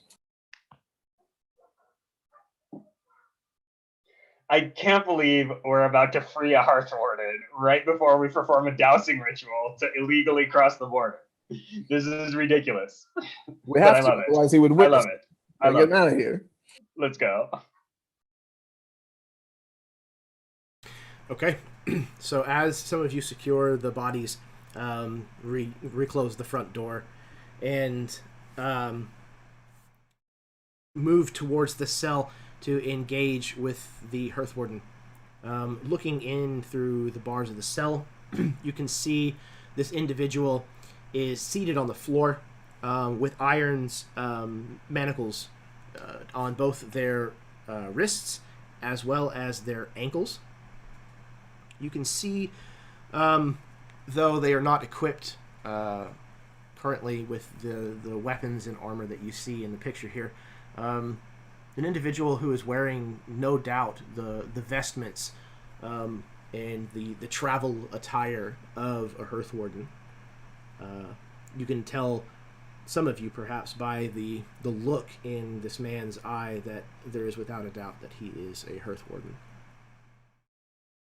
He looks up as whoever it is of you that is peering through the cell.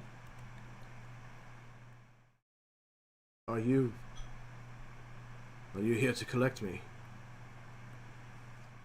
No, we're here to save you. But only if you save this girl. You mean? He kind of stands, and you can hear the chains kind of scrape against the floor as he shuffles his way over to the bars and tries to kind of peer through, looking down and spying the small pale girl that you travel with. I don't understand. You don't have to. So you're not with the pierced? The furthest from. At least for me. You came to free me? You were just a happy coincidence. He kind of looks at you for a moment, looks at the child, and then his eyes kind of drift over towards the hearth fire. You mean to cross? No. We're here to keep the girls safe. And you're the most honorable person we could find. Who can move freely amongst the Sunderhearth.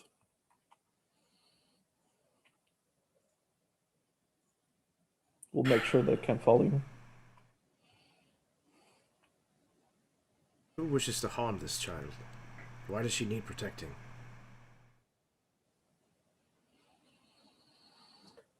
The pierced and some group of reptiles. I don't know. We took a Aveline, what was the name of that thing? The wizards from the library at Tenderfood. Thank you. You're running from the wizards of the library. Aye.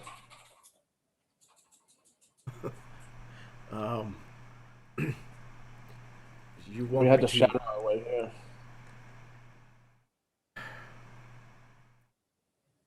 Look, if you get me Do out you of want here, to die? Of course I don't want to die. Then you'll do what we ask and we'll let you out.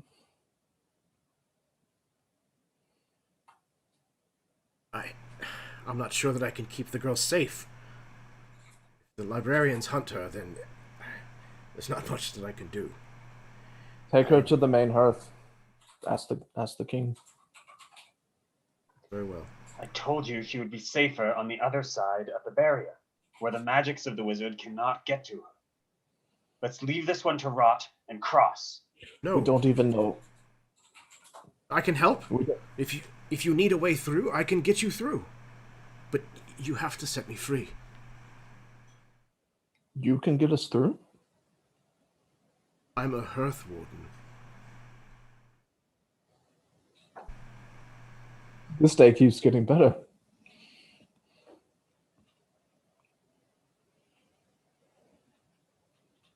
Let me out. Hurry. There isn't much time. Bess?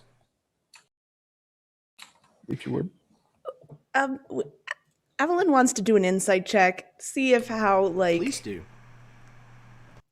Yeah. Mm-hmm. Good call, but I'm not there. May the Shattered One guide you. That's an extra I have D4 if you didn't catch on Yeah, that. add a d4. Excellent. And I'm also going to use my inspiration because I have to roll at disadvantage because she's seeing things. So Oh, that's right. Sorry about that. that's all right. Just Esper in the background, just crackling behind her. So with the D4, that's a 15. Okay. So you get the impression that he intends to say just about anything to get out of this situation. But is he willing to do Guess, anything? yeah, your guess is that he's probably desperate enough to go ahead and do anything. But it's not 100% in your mind. Probably because right now your mind's just not 100%. Yeah. While they're dealing with the warden at this point, and I already know he's on board with what I want, I'm going to go talk to the little girl, and I'm going to give her one of my 10 knives, one of my 10 throwing daggers, and tell her Child and blade. Excellent. if the warden tries anything or does anything, or if he dies, protect yourself with this. The child will take the knife from you, Castel, kind of looking at it as if like it's the first time she's ever seen one, uncertain of exactly what to do with it. But This is the pointy end. she kind of holds it half-heartedly, but with her other hand, she has grabbed a hold of your hand, and she's not letting go.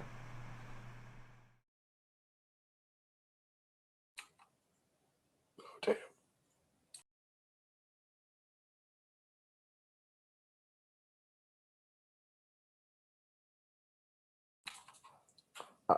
I'm not cracked. I'm just,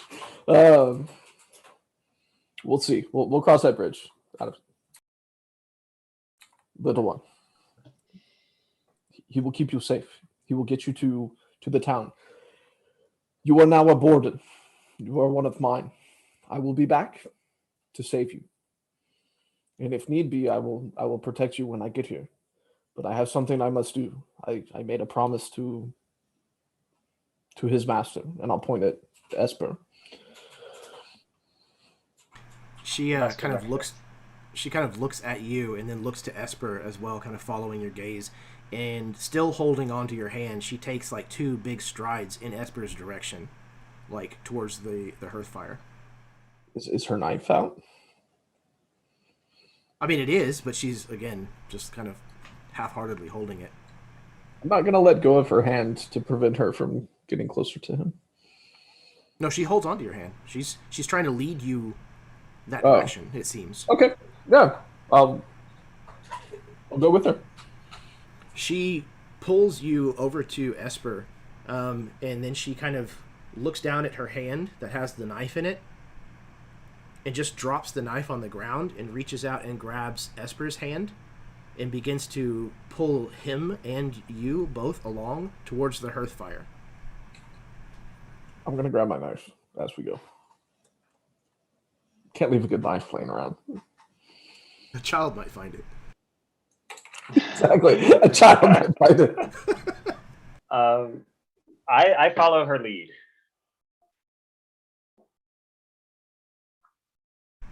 Okay. This hearth warden's kind of watching from the cell still, trying to figure out what's going on, watching you all keenly. And this child has just led Castel and Esper both over to the hearth fire. Seems like she is intent on not staying. I think Aveline just like looks to Bess and then back to the warden and back and just do we need him? Releasing him would. Yes, you do. Releasing him would screw over the pierced. We should at least unlock the door. We've come this far. I will unlock the door. Oh no! Yes, after we're through, preserve life. You must preserve life. Douse the thing first. We jump through and like. No, that is what I'm saying. I'm just saying. Bess says I will unlock the door, but okay, sure. Okay, so the warden is going to the dousing ritual. No, the warden said he would do it. Dude. Well, I mean, what is your plan, Rachel? What are you doing? I mean, Bess wants to set the warden free regardless. Right. Do you want to let him close the barrier, or do you want to do it? I can't. Oh boy. I don't know if I trust him. Oh no. I love it. Everybody's shaking their head different. No, some people are like affirmative. I some love people this. are like no way. It's fantastic. How awesome would it be to make a warden let us out? That's what I want. All right. She walks over to the cell door and to like meet him face to face, and she reiterates, "You'll let us through, all of us?" Yes, I'll let all of you through. This fire needs to be rekindled anyways, and it's... Yes, I'll let you through. What will you do once we're gone? Try to fight my way free, I suppose.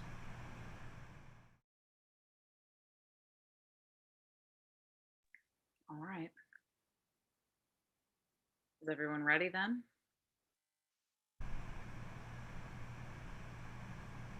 I just want to let it be known that I disapprove of this plan, but let's go with it. I mean, the warden becomes the douser. It doesn't get much better than that. It's amazing. All right, so Bess will take out her thieves' tools and roll to unlock. Oh my goodness! I thought you had a key. You do not have the shattered one's guidance for this roll. But you do have the key. She doesn't need it because she has the key. Right. She has the Shattered One's key. Damn it. She has the Borden's guidance. Wait, are wardens allowed to come through? Or do they have to stay in Sunderhearth? That's a good point. Yeah, he could come through. He could exit. Okay. I think Aveline would bring that up and say that so that he doesn't do anything shady in the middle of our crossing. Yeah, and Bess would agree. She's like, why don't you come through with us? Just, you're never going to make it out of this town. They're going to slaughter you. They think the Borden are coming from the east. All he has to do is go west. It'll be fine. It's fine. I'll come through with you if that's fine. He kind of like eyes Castel a little sideways. I'm sure that I can find my way back through a different town.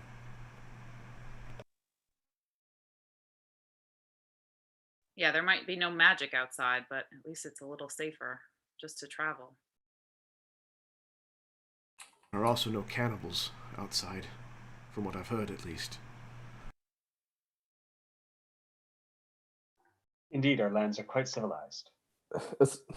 Castel's gonna kind of eye Esper whenever he says no cannibals outside, because that wasn't something he knew about.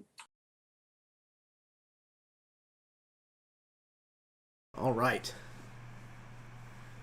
So, you manage to pick the lock on his manacles without too much trouble whatsoever. Actually, no, the key would probably work for those as well. So you're able to free him with the set of keys that you found on the guard. He Would like to keep that set of manacles. Sure, absolutely. That'll give me three sets. Wonderful. He exits the cell and comes out to the hearth fire, and he begins to perform this ritual to extinguish the hearth fire here. The last step of which will be that he relights it with his reclaimed scepter of the Hearth Warden. Luckily, his gear was being kept not that far. We gave him his scepter back? I mean, if you want him to relight the fire. Unless one of you is going to attempt to do it. I guess we're good. We can't leave him without weapons or anything. You're right. Okay. So, There's a lot of compromising going on right now. Each one of you, if you would, please, describe a part of this ritual. What this looks like. Extinguishing the hearth fire, passing through the barrier, and then rekindling it on the other side. I'm going to say the first step is that he cuts his hand. It's a little blood into the action.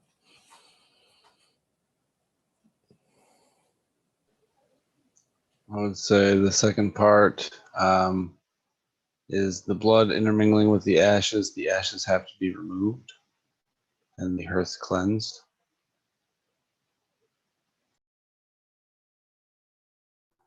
All right, I'll say the third part is in his backpack, he has a piece of fabric that's holy or sacred somehow, and he unfolds that fabric and puts it over the hearth to kind of like muffle it, and the fabric does not catch fire.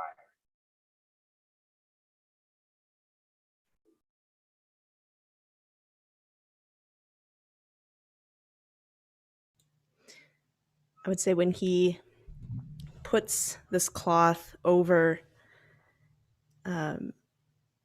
you immediately see what is almost a single circle of light that begins to form in this wall, in these pastel shapes, and it opens slowly at first, and then it begins to widen slowly. It never stops. It never gets smaller or never shapes itself into a doorway. It's just honestly this crack that begins to form and starts getting larger and larger for us to pass through. And I would just like to add kind of, I guess, in the middle of that, maybe, if that's okay. the before the doorway opens, or I guess as it opens, the two rings that are in the fire start to turn and come together, and they meld into one, and that's when the doorway starts opening. Fantastic. These rings have combined. This spider webbing of cracks has formed, opening a passage large enough for all of you to pass through. And once you do, the Hearthwarden turns about with his scepter and moving it in a very specific gesture, then kind of flings the glowing forge hot head of this scepter towards the hearth, and immediately the flames reignite, now almost entirely magenta in color. You can tell that this has been lit by the direct fire from Sunderhearth. You have now exited Sunderhearth. Go ahead. As that's going on, I would like to have activated primeval awareness to see if there was an elemental nearby. So was the fire actually just flame from the elemental, or did it become an elemental itself that he just killed? Or no, it doesn't seem to be an actual elemental itself. But the fire itself has traces of being sourced from an elemental.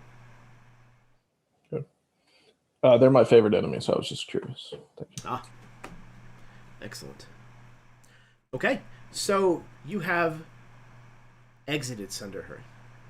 There will be no further obstacles of any kind of note that you'll have to overcome or cross before you finally return these arcane kernels to the wizard Amanum Recvith, the man who hired you for this task.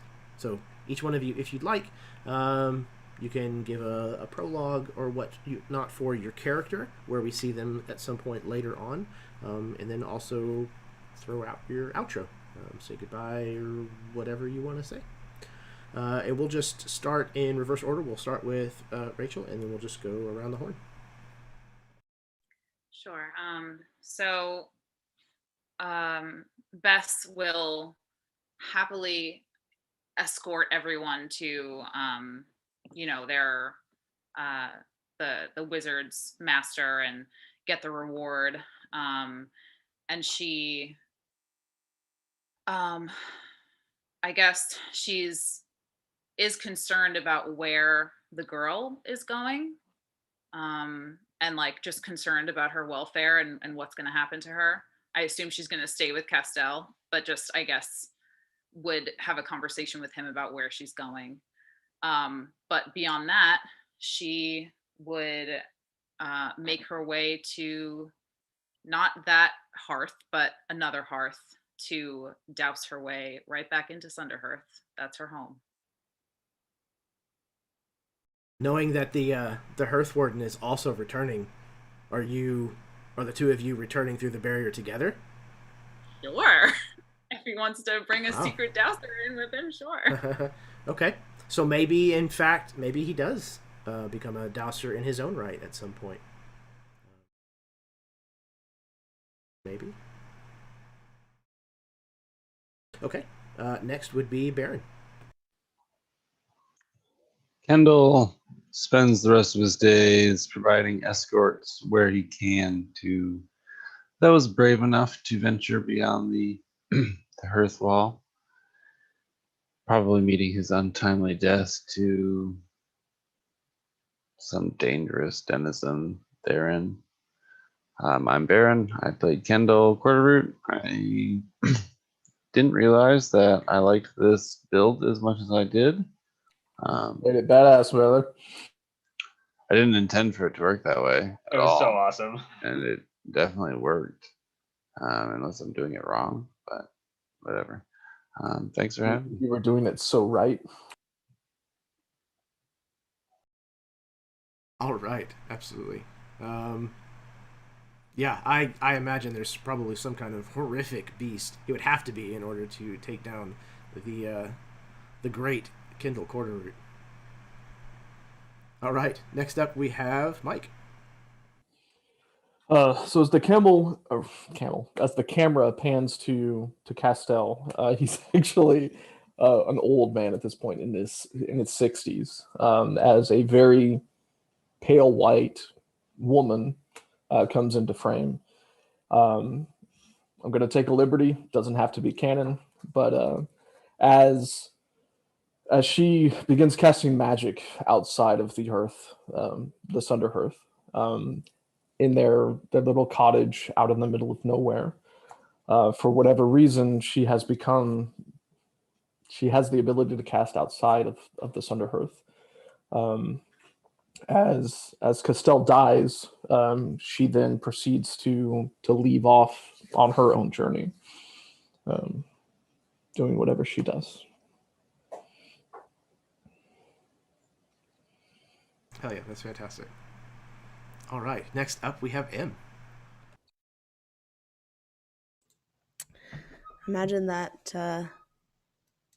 Aveline continues to be plagued by these visions of cracking bones and bark for hours after, but I think the lingering sounds, lingering whispers still haunt her for many, many years to come.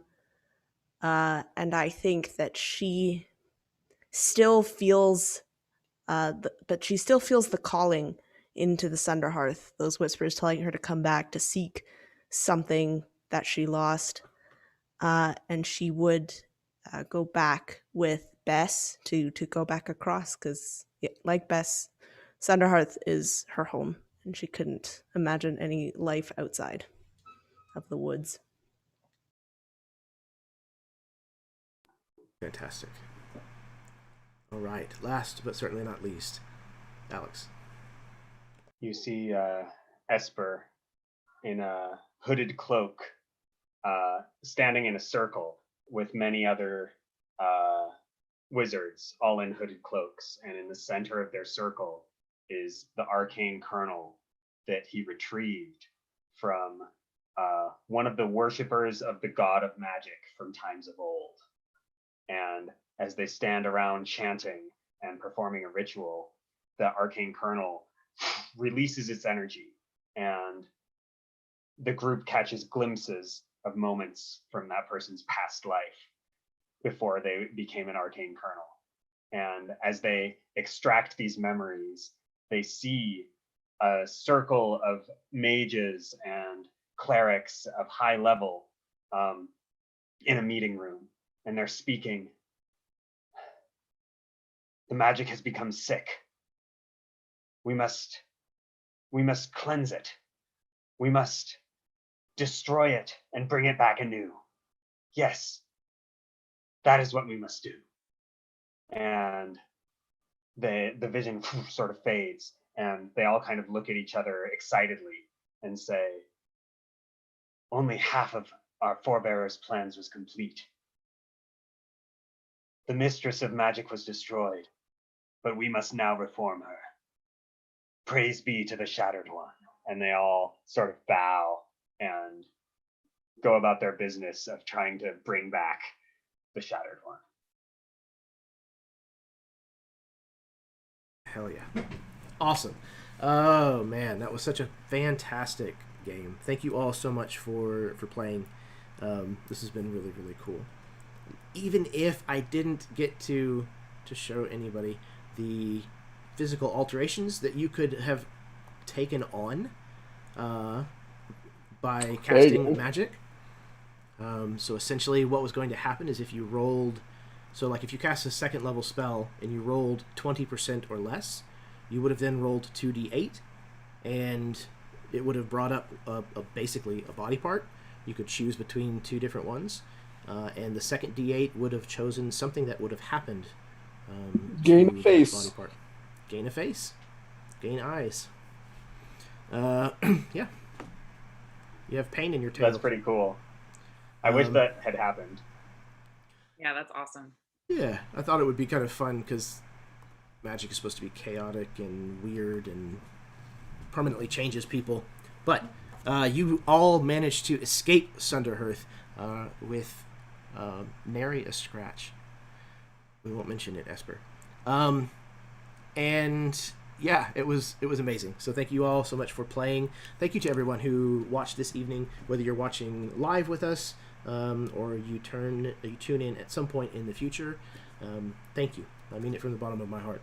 If you like the games that I run, subscribe, hit the like button, share it around, do all that kind of stuff. I would appreciate it hugely. Yeah, check out all these people on their social medias. They're all fantastic, and I can't say that enough. So until next time, may your dice roll high and your snacks always be within reach.